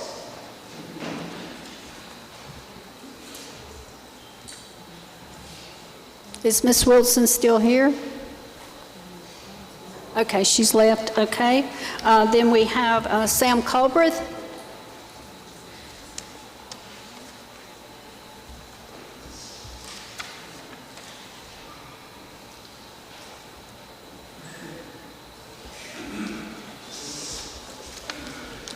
Good evening, City Council and City of Mableton citizens. In my capacity, I'm representing the Austell Community Task Force, and just wanted to, name Sam Colbert, I'm the current chairman, and just wanted to kind of put a loudspeaker behind our 25th annual holiday festival that will be taking place at the South Cobb Rec Center on Saturday, December 20th, between 10 a.m. to 2 p.m. We sold out of, in this capacity, we are working with the Empty Stocking Fund as well as being a Toys for Tots distribution site, which we have been doing for the last 24 years. Unfortunately, but there's an opportunity. The event sold out due to families in dire need within probably about maybe 2 to 3 days after it was posted. So we're looking forward to serving 300 well-deserving children, but we can serve more with everyone's help. So we need vendors, we need donors, and we also need volunteers. And then so what I'm going to do is I will be posting on our Facebook page our flyer with the QR codes for everyone to sign up with those opportunities, and then I will give you links, detailed links, stuff like that and everything. It's a great opportunity to be able to pour into the community, and I'm proud to be part of a very great committee putting on this and leading it. So just wanted to put it out there. Thank you. Thank you, Mr. Culbreth. And the fifth person who is not present at the time, who asked that I announced, that Teresa Morgan, there is a new publication being implemented for Mableton called Mableton Monthly, and I have passed the information to our communications department and to our mayor and council on her behalf. And that's the last that I have for public comment.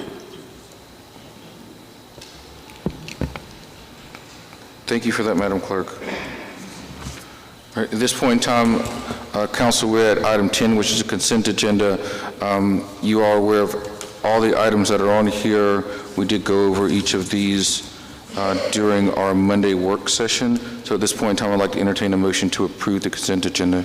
Motion to approve the consent agenda. Second. Thank you. Motion's been made and properly seconded by Councilwoman Jeffcoat. Councilwoman Jeffcoat. Jeffcoat. Gotta stop speaking so fast. Any discussion on these items?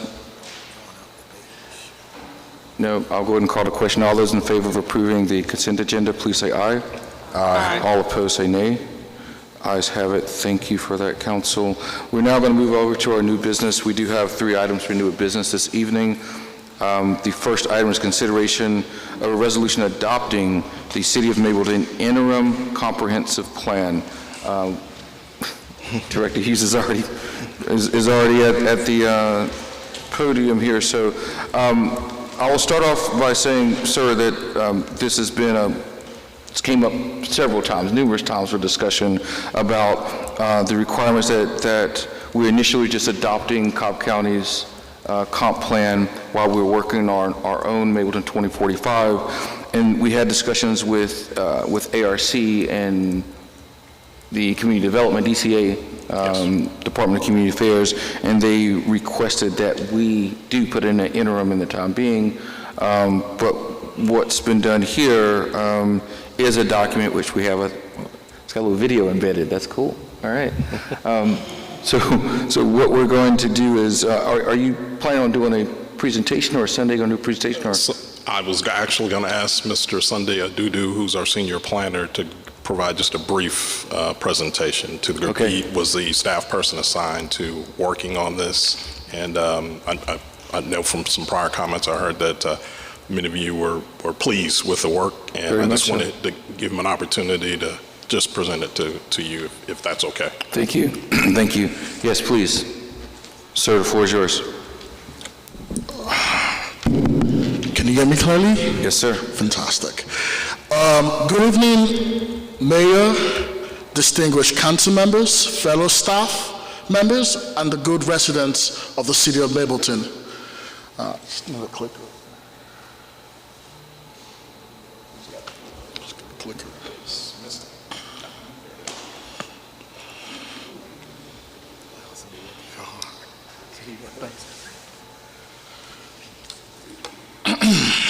Dear Mableton community, as your senior planner, I'm proud to present a brief and accessible summary of the Mableton 2045 Interim Comprehensive Plan.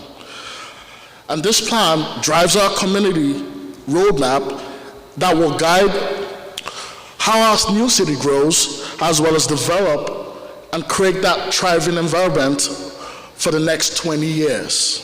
This plan reflects our shared vision for a resilient, inclusive, and competitive Mableton, a city prepared for the future while honoring the community that we are in today.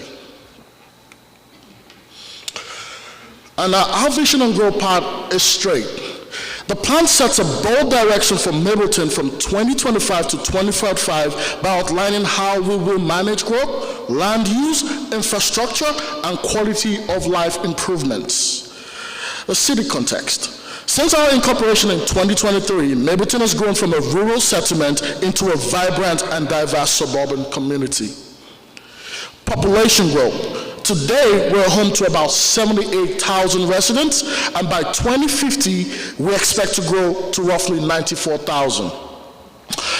And looking at the economic growth, we aim to attract over 100,000 new jobs by 2045, leveraging our strategic location near I-285 as well as I-20. And our target industries are focused in expanding core industries such as information technology, professional services, logistics, and supporting growth opportunities in healthcare, tourism, and biosciences. Now, the land use and the future shape of Mableton. Our future land use plan outlines where and how growth should occur to support a vibrant and well-structured city. One of them is the Mableton Town Center, envisioned as a walkable mixed-use downtown with shops, housing, civic spaces, parks, and trails, guided by form-based zoning to encourage great design. Another is the activity centers. Community and neighborhood activity centers will strengthen local retail and services along key corridors like Veterans Memorial Highway and Mableton Parkway. And looking at industrial areas, we will protect and expand job-producing industrial zones to sustain a strong economic base. And housing, a balanced mix of low, medium, and high-density residential areas will ensure housing options for families and individuals of all income levels.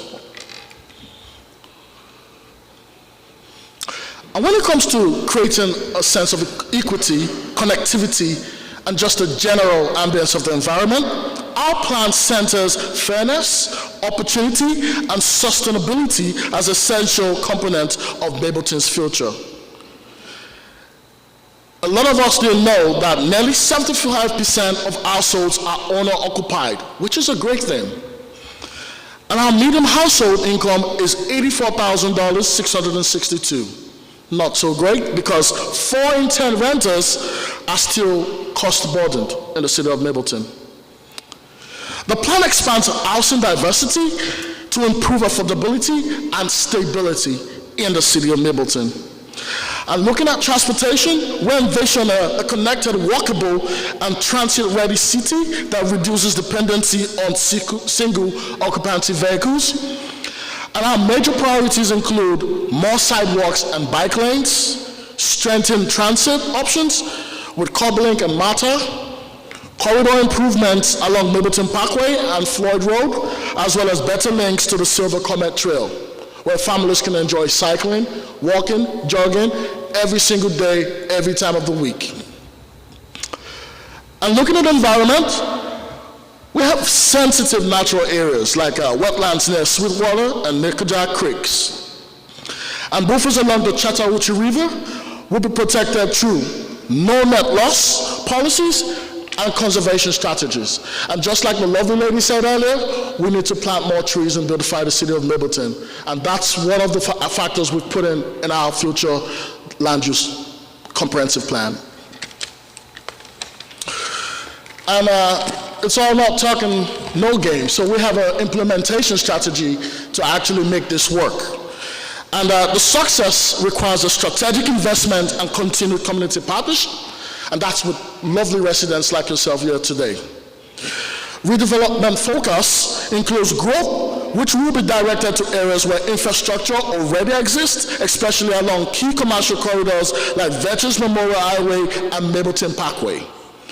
And the economic incentives will include tools such as the Federal Opportunity Zone, the Enterprise Zones, and the Facade Improvement Program, which will attract private developments and revitalize aging corridors. And we've also created guideline policies and principles which will be embracing the new urbanism and the lifelong communities framework to support walkable neighborhoods, diverse housing, and accessible community amenities. And in closing, the Mableton 2045 Interim Comprehensive Plan is our shared blueprint for smart, sustainable growth and an improved quality of life for all residents. I encourage every member of our community to stay engaged as we work together to build a stronger, more connected, and more inclusive Mableton. Thank you.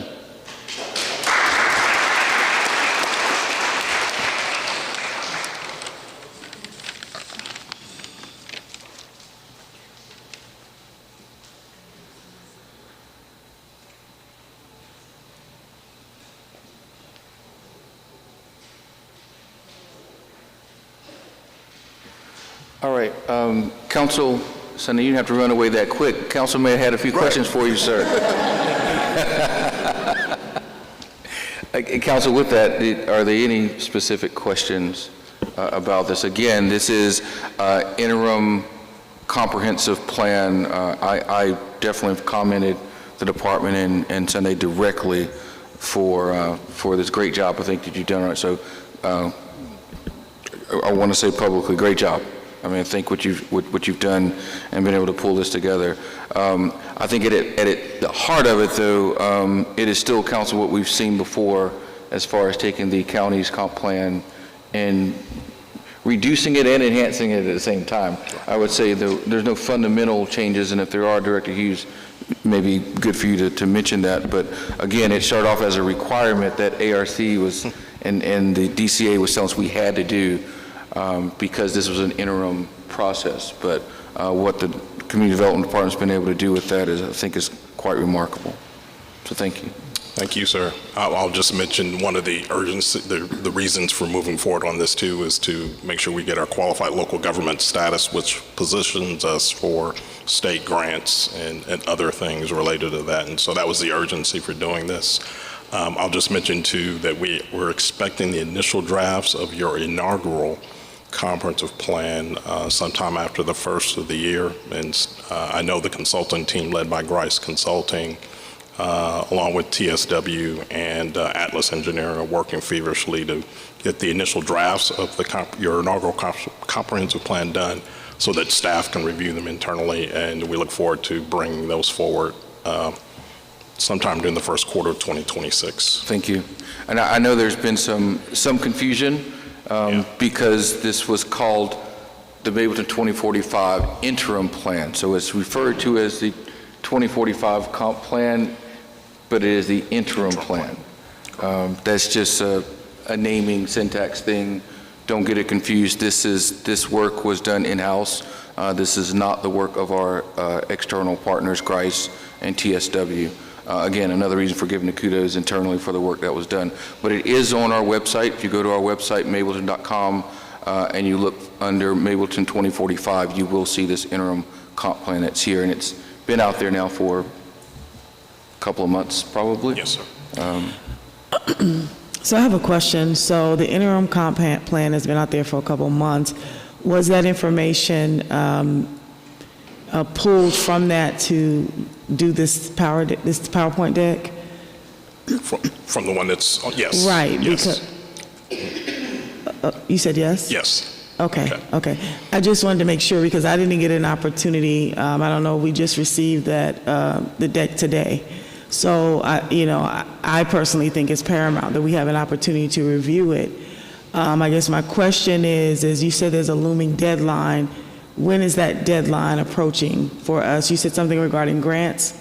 No, there is no deadline. Okay. This generally positions us to apply for grants. That's all. Once you adopt this, you're adopting your plan. So we're positioned to apply for grants should they come up. That's all I'm saying. There's nothing imminent that we're applying for at the moment. Mr. Mayor, if I may clarify, Mr. Jeffcoat, part of our transition required that we have a comp plan at the end of transition. And it may look different, but this is probably something we've been discussing for a while. What happened is that when we submitted the lift, I won't say lift, sift, and shift, but when we took the Cobb County plan and brought it over here, there were requirements by ARC, DCA, that we had to complete. What the Community Development Department did, which is admirable, was take that. Extracted it from? Yes. Yes, copy and paste, and made it really look like a Mableton document. But really, this is more procedural, because as you know, we're still working on our 2045 bona fide Mableton plan. That's still in process, but this meets the requirement for the city to have all the boxes checked, and it's a pretty good job. It's a little bit more than a check the box what he did. I think that's what we're celebrating. When you look at it, it's pretty impressive. So it may seem like it's something new. It's just that it's been changing formats for the last 2 or 3 months. I think y'all voted on this thing 3 or 4 times. We voted on one time to adopt it, then it went back. We got from ARC, and then DCA had to come back, then we discussed it. And so we told the community development, I gave it actually to Mr. Michael Hughes and said, get this thing to where it needs to be so DCA and ARC are satisfied. They took it upon themselves to dress it up. But this is the same document we've been trying to play for compliance. So it may look different, so I want the council to know this is just a souped up version of the compliance requirement for a comp plan to be on place for us as a qualified city. And when he talks about grants and deadlines, we had to have all the requirements be active city status within that 2-year period, or you didn't meet active city status. So he's really talking retroactively. We really achieved that with the 3 services. I think there's some other requirements we had to have, IGA with the county, special services, and this was just one of them. So we're eligible now, but we had to push this through. That's what he's talking about, urgency, to make sure it was on file. And just so y'all know, council, we're still working on our 2045 plan that's still in process. That's why this one is titled interim, but it's just a very good job that Mr. Sunday did. That it threw some people off. You may recall a conversation. The citizens got up here one day, they were upset and wanted to know who came up with this fancy comp plan and didn't tell us. And they came at us and we had to say, whoa. No, we're not finished with the comp plan. That was to copy and paste. This was the plan they saw that kind of riled them up. So it's been in discussion for a while. It just looks differently. I hope that makes sense. Yes, it makes sense, and I do want to commend Mr. Hughes as well as Sunday for pulling the presentation together. I just want to make sure that if there is, modification, even in a visual, that we have an opportunity to take a look at it, to view it, if we want to be able to cross-reference it to whatever it is, that Cobb County's comp plan is catered to the city of Mableton, that we are afforded that opportunity to be able to do that. Thank you, Councilwoman. Mr. Manager, was that a technical term, souped it up? I think we all get what you meant there. Got it. Any other comments, Director Hughes, on this matter? No, sir. Okay. At this point in time, Council, I'd like to entertain a motion for consideration and approval of this resolution. I make a motion for the consideration and approval of this resolution. I second. Thank you. Motion's been made and properly seconded for the approval of the resolution to adopt the City of Mableton Interim Comprehensive Plan. Any further discussion? Hearing none, I'll call the question. All those in favor of approval, please say aye. Aye. All opposed, say nay. The ayes have it. Thank you. Thank you, Director Hughes. Second item is 12B, which is the second read, is consideration and approval of an ordinance amending the 2025 spending plan, and this is for the budget of the City of Mableton. We have Director Ellis here. Council, you recall we've already had our first read. This is our second reading on this ordinance. Floor is yours, Director. Thank you, Mayor, and good evening, Mayor and Council. On September 25th, 2024, the city adopted the fiscal year 25 spending plan, which supported assumptions at that certain point in time. And as the fiscal year progresses, variances arise between what was planned to be received or expended and what has actually been received. This amendment provides for a true-up to what the city anticipated for 25 and what had actually occurred throughout the end of the fiscal year. And because budgeting is not an exact science, this amendment is necessary to create a more accurate presentation of fiscal year 25.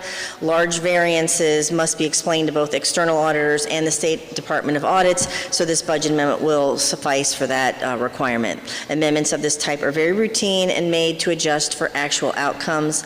The exhibit you have was amended after Monday's work session, so what you should see is a decrease to revenue in a total of $681,000 and a decrease to expenditures offsetting that for $681,000 to balance the budget with no effect to fund balance. If you have any questions, I'll be glad to answer them. I don't have any questions, but the question that I always ask is, anything changed substantively from this version to our first read? Just the total. That's there was all. Yes, correct. Nothing Okay. else has changed. All right. Council, any questions of Director Ellis?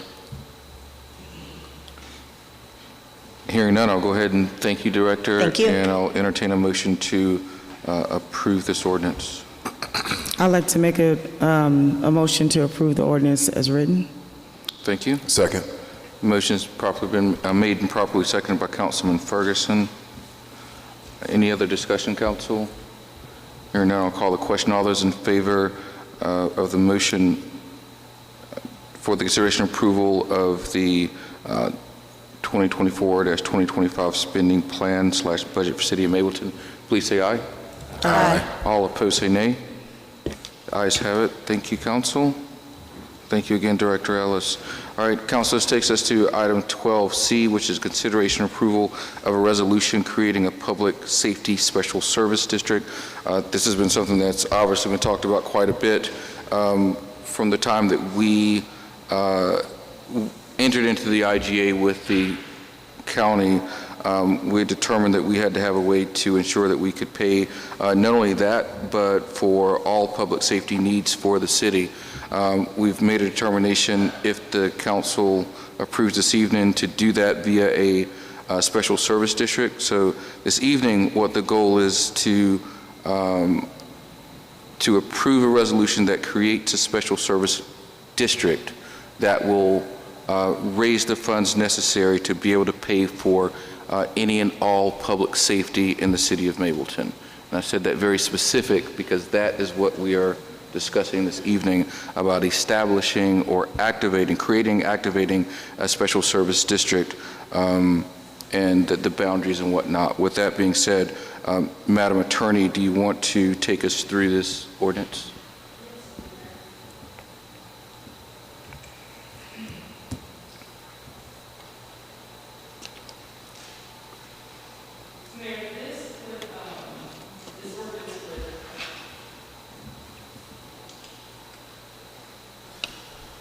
This ordinance would be the city's, no, I apologize, this resolution would be the city's execution of its powers that are permitted under the Georgia Constitution to create a special service district.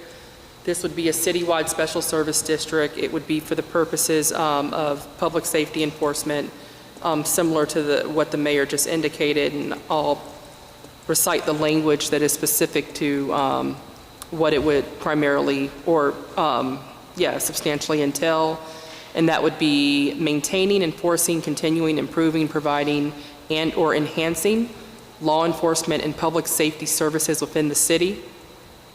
And this would also include constructing and maintaining facilities therefore.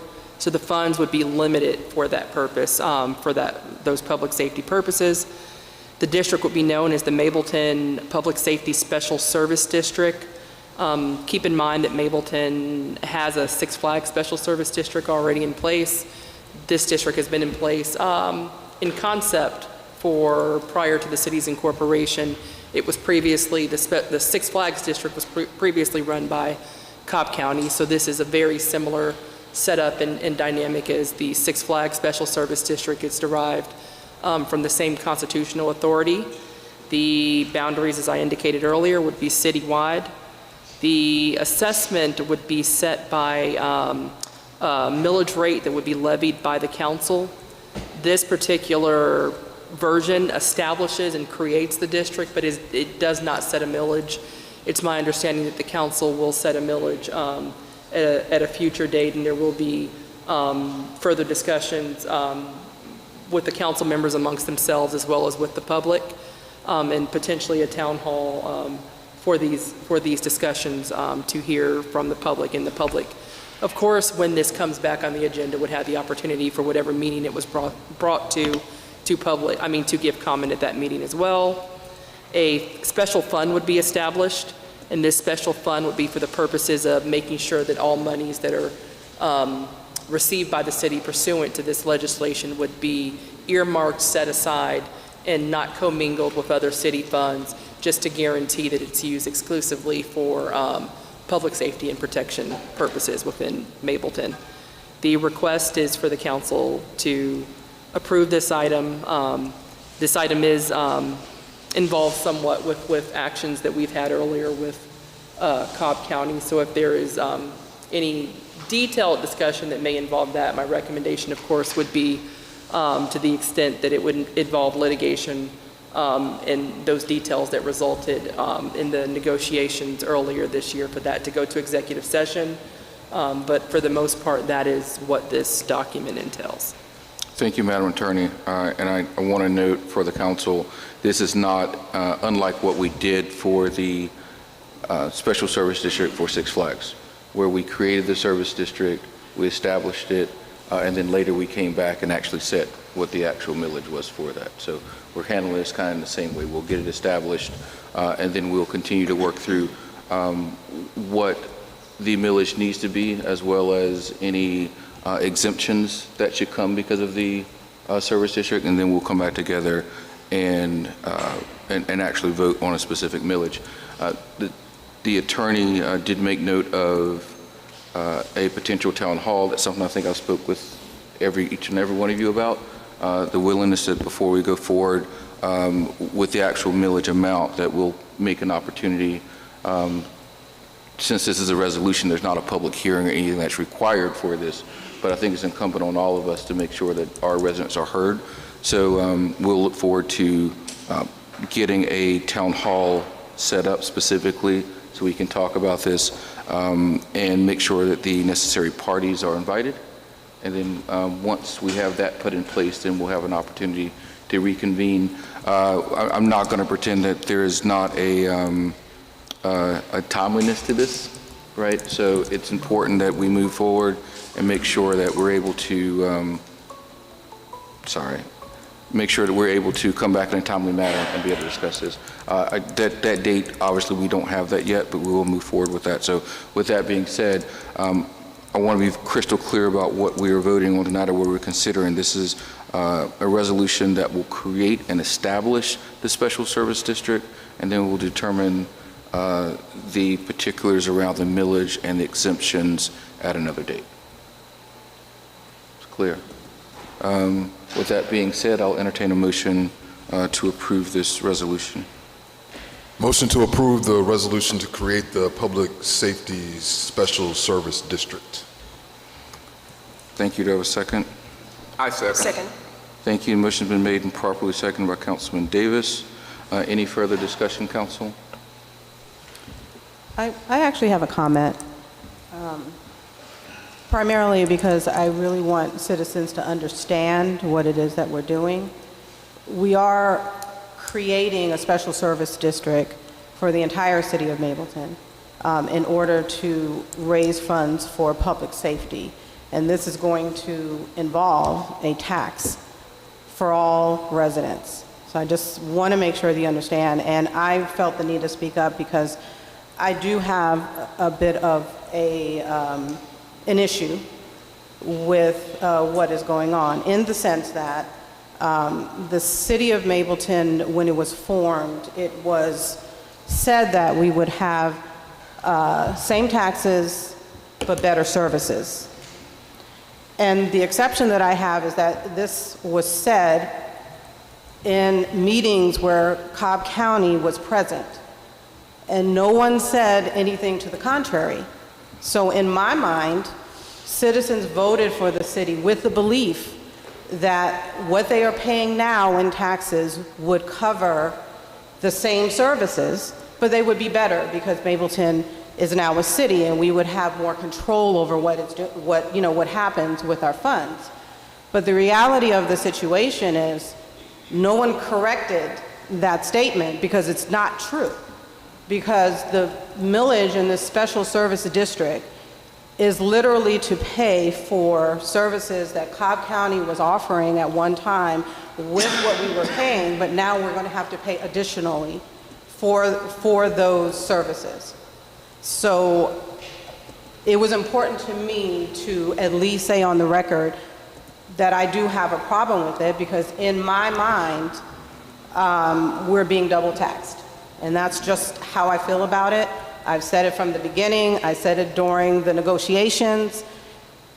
And despite what the city of Mableton can or cannot do in order to alleviate this double taxation, I can't really comment on that right now, but at the same time, I feel as though our citizens are not getting the best deal. Because if you pay for something at one time, and then now because you change your name or you change your status, you're having to pay additional, but you're not getting anything different, I don't think anyone would be okay with that. And so I'm just saying for the record, I'm not okay with it, but at the same time, we're in a situation where Cobb County has required for us to pay additional for police services, and that's where the majority of the money is going. And I really am concerned about that. I don't think it's fair for our residents, but at the same time, we are here. So that's all I wanted to say on that issue. Thank you, Councilwoman.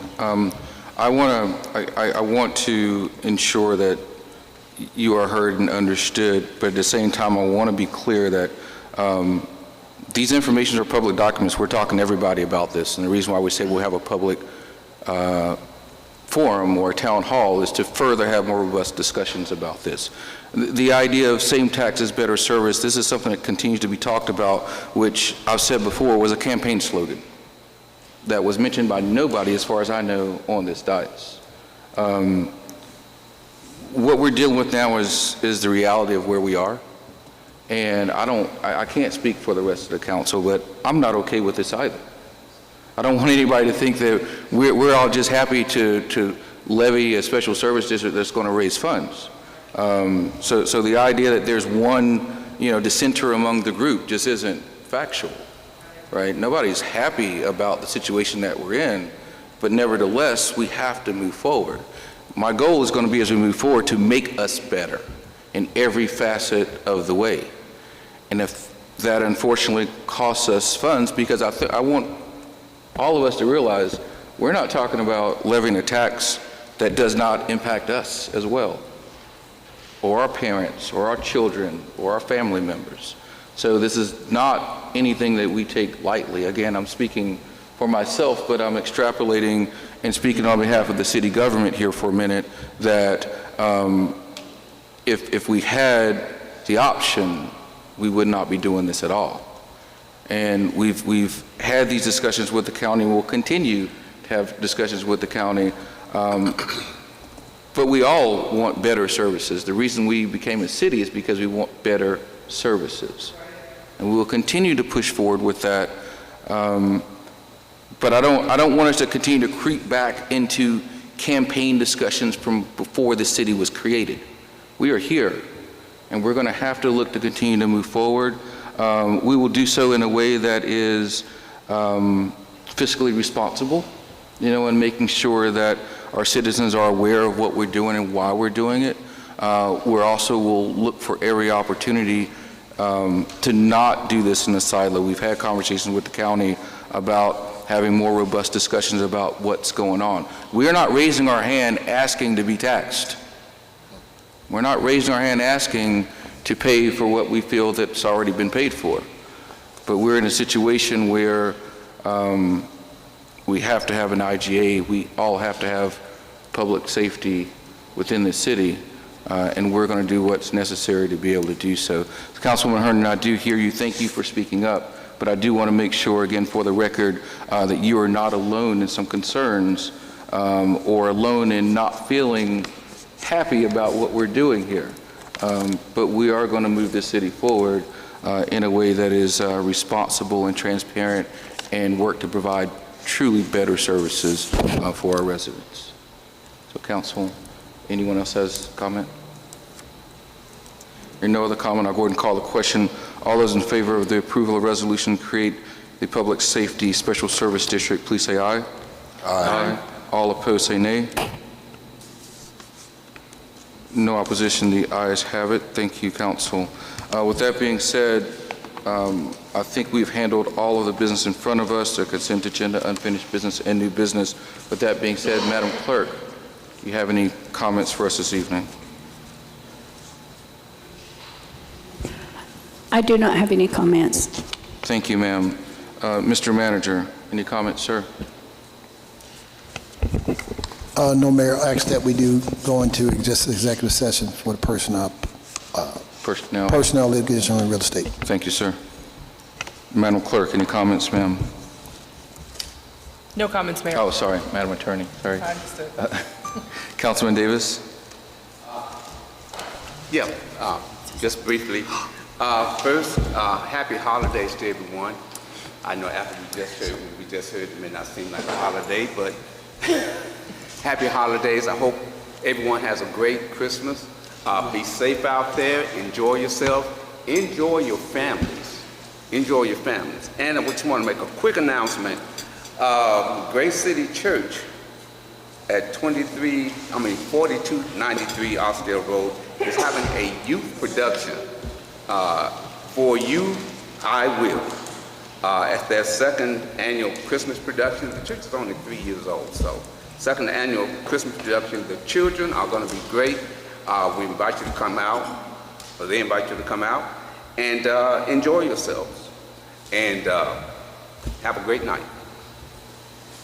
Thank you, Mr. Mayor, yes, I sir. apologize. I did have a comment. You're recognized, sir. Thank you, Mr. Mayor. Our Sustainability Waste Mitigation Director is really looking to give our city the best shot of sustainable practices, and she is starting a survey that will eventually be on our website. But if you're here tonight, and if you're willing, over here on the information table and also on the front information table, you could scan this QRS code and start a survey that's going to start seeing what our citizens are interested in, find out what we want to do as a city to practice sustainable things like recycling and so forth, and what things you may want to get into. So if you can, if you're interested, please scan this tonight and fill out the survey, and in the future we'll have it announced from the Office of the Mayor that this will be part of our city's sustainability plan and on the website. Thank you, Mr. Mayor. Thank you, sir. Councilman Haley. Good evening, everyone. I just want to say what an honor it is to serve on the City Council representing not only the residents of District 2 who voted for me, but also the city as a whole. Because as each of you know, Mayor, Council cannot do things individually, but it takes us working together to make the decisions that we make to move our city forward. And so for all of us, whether we're elected residents, business owners, or nonprofits, it takes a commitment to our city. Even in the tough times when decisions have to be made that that we may not be wanting to do, but we have to do it. And then we have to have collaboration from all relevant parties, residents, business owners, again, nonprofits, elected officials, and others, so that we can get the job done. And then regular communication, so that all voices are heard, so all the facts are presented, so that whatever we do going forward, we're doing it together, and the voices are heard, so that we are all represented as we should be in the city. So I'm looking forward to working with you. I'm looking forward to working with my fellow council members of the mayor and staff, and we're going to do great things for Mableton, and I appreciate the opportunity. Thank you, Councilman.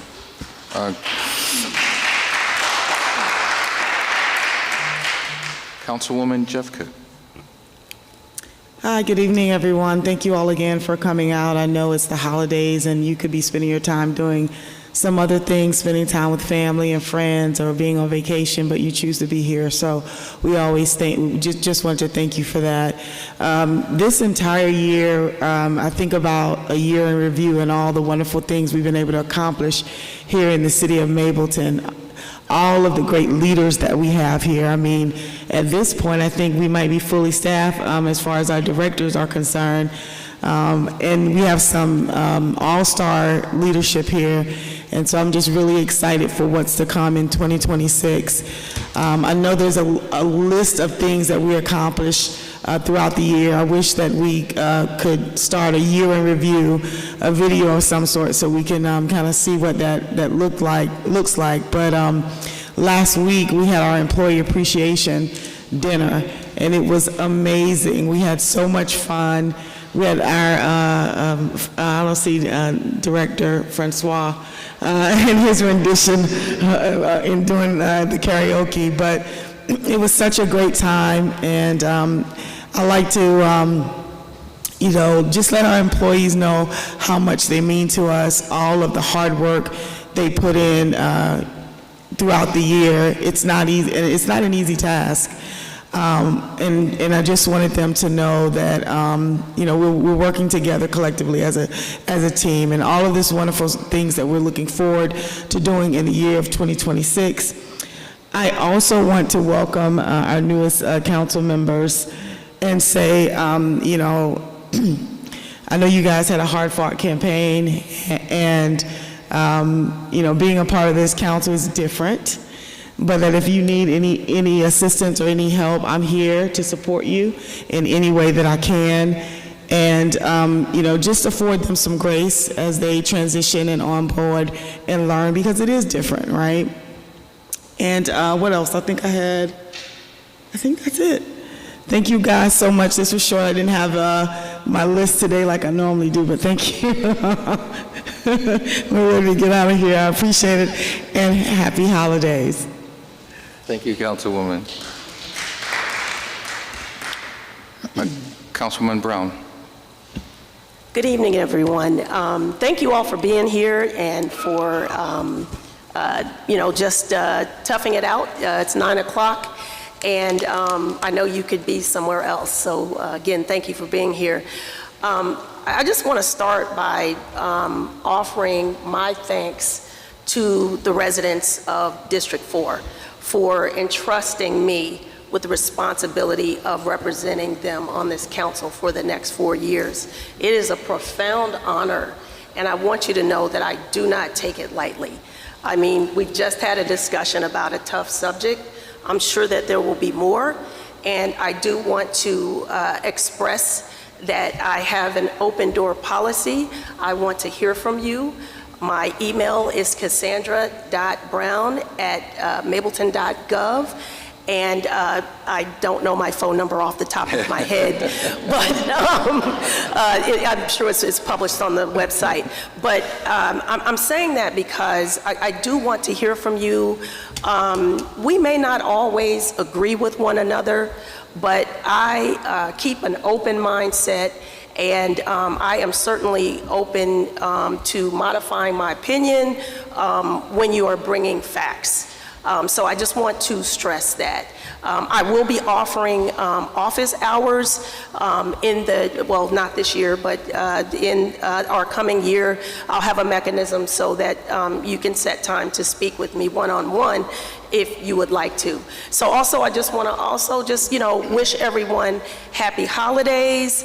Also, I want to just acknowledge the fact that while the holidays are typically a joyful time for so many of us, at the same time, for others, it is a time of not so much joy.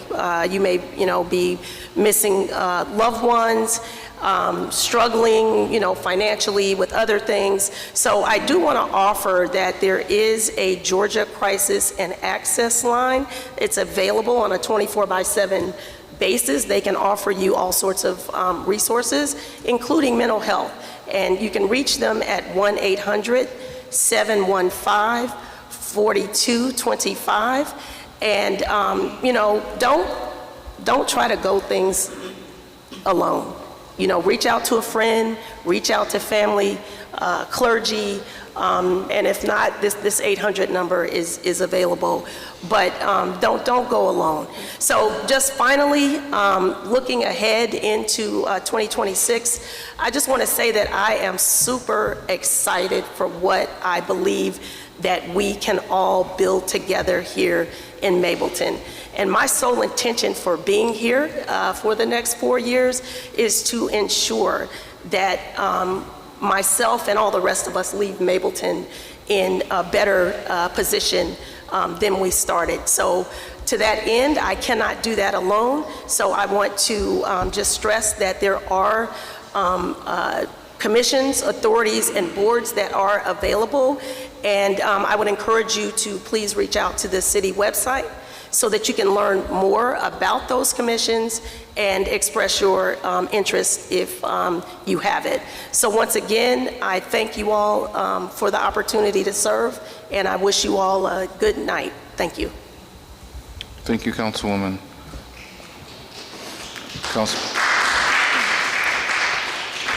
Councilman Ferguson? I am going to be short and sweet. What is the phrase? Be bold, dynamic, and brief, brilliant, and be gone. Thank you. I definitely want to welcome our newest council members. I have nothing but respect for both of them and know that they are here for this city and will do everything in their possible power to push us forward. With that said, I also want to echo what Councilwoman Herndon talked about. I didn't want to belabor the point when we were talking, but we're going to continue to fight. If you remember back with the whole SDS issue, we voted that down because it wasn't what we necessarily considered to be the right situation for us. I believe that my thought process is going to be the same, continuing to work to make sure that whatever it is that we are paying for, we're getting the best possible service, and will continue to fight to ask for a seat at the table to make sure that we are, the negotiations are going the way that I would like to see them go. So I'm just telling you that we're all in this together. Make your voices heard, make your voices loud. Speak with your council members, speak with commissioners, speak with everybody from here to the governor if you need to make sure that they understand that what the situation is and what you will bear. Use your voice. Your voice truly, truly, truly matters. And you've got 7 people sitting up here in front of you who understand that your voice is the most powerful thing that we have. So I would just ask that you would, again, work with us. And make sure that when we have meetings, when we have things, you attend and you make your voices heard. And that's it. Thank you, Councilman Ferguson. Councilwoman Herndon. Good evening.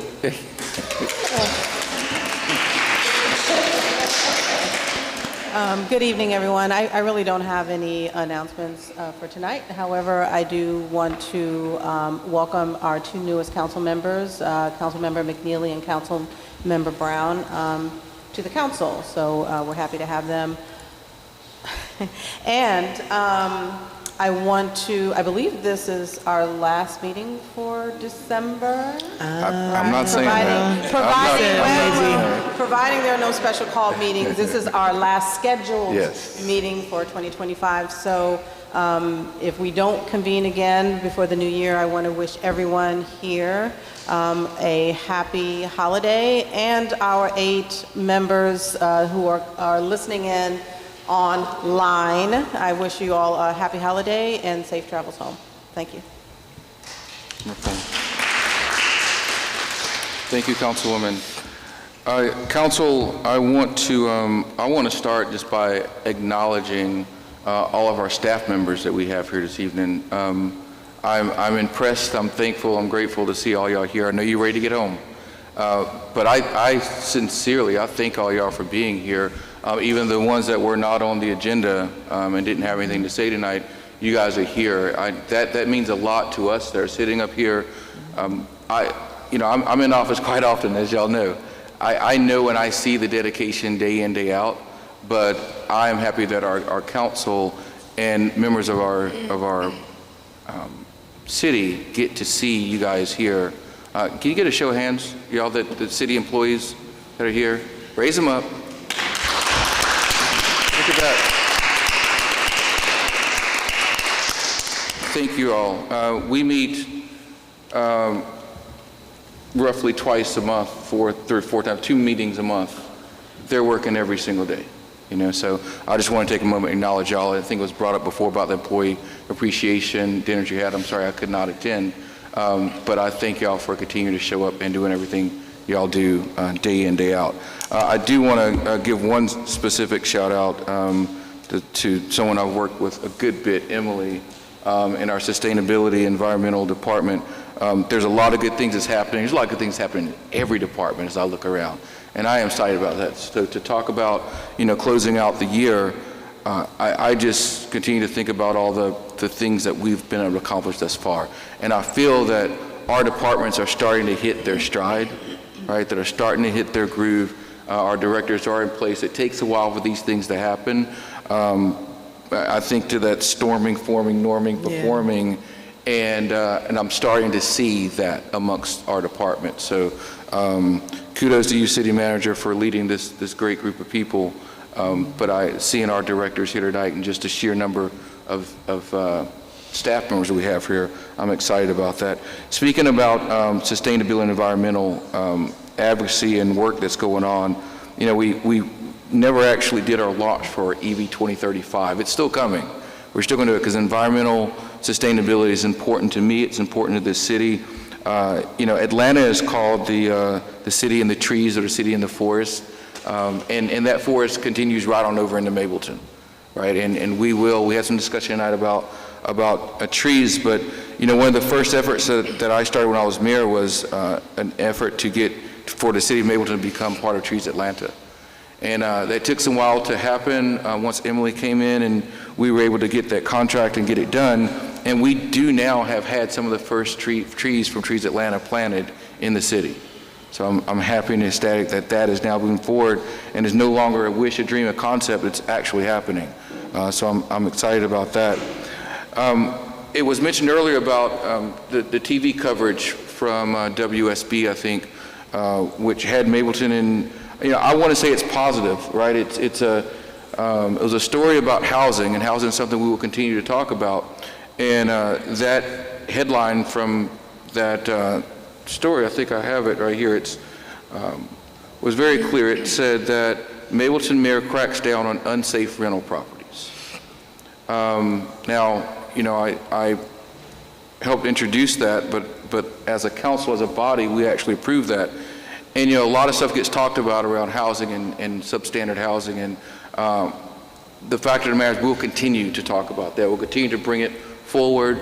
We'll continue to ensure that now that we have a new code enforcement director, that he's on it as well.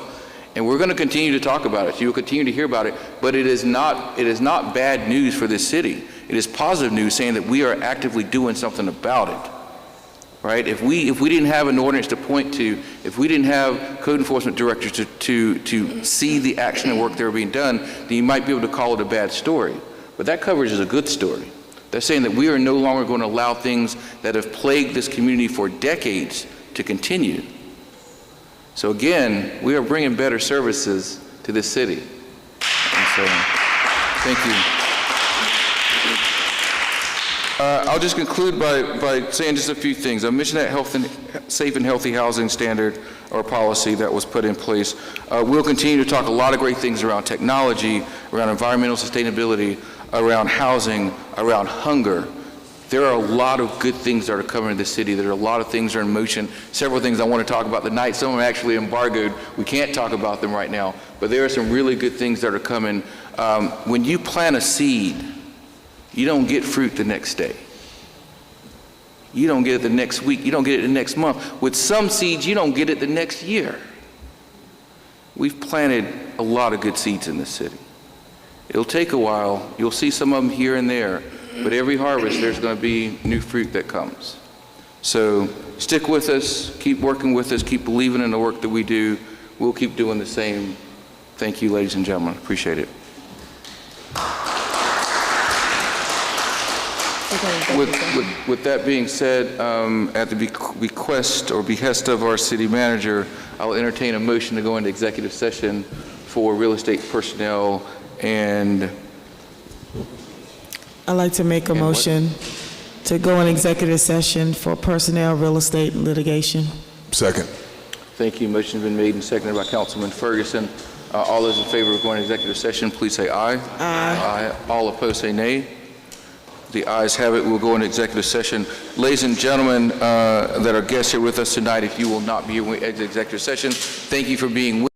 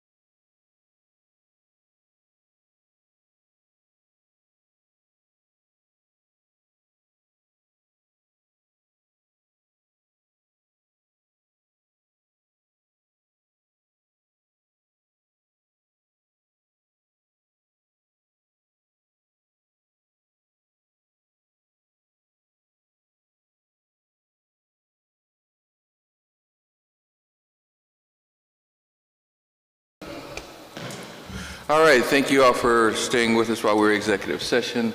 Council would like to entertain a motion to exit executive Motion session. to exit executive session. Second. Motion's been made and properly seconded by Councilwoman Jeffcoat. Council, I do not think we have any other business in front of us this evening. Motion to adjourn. Second.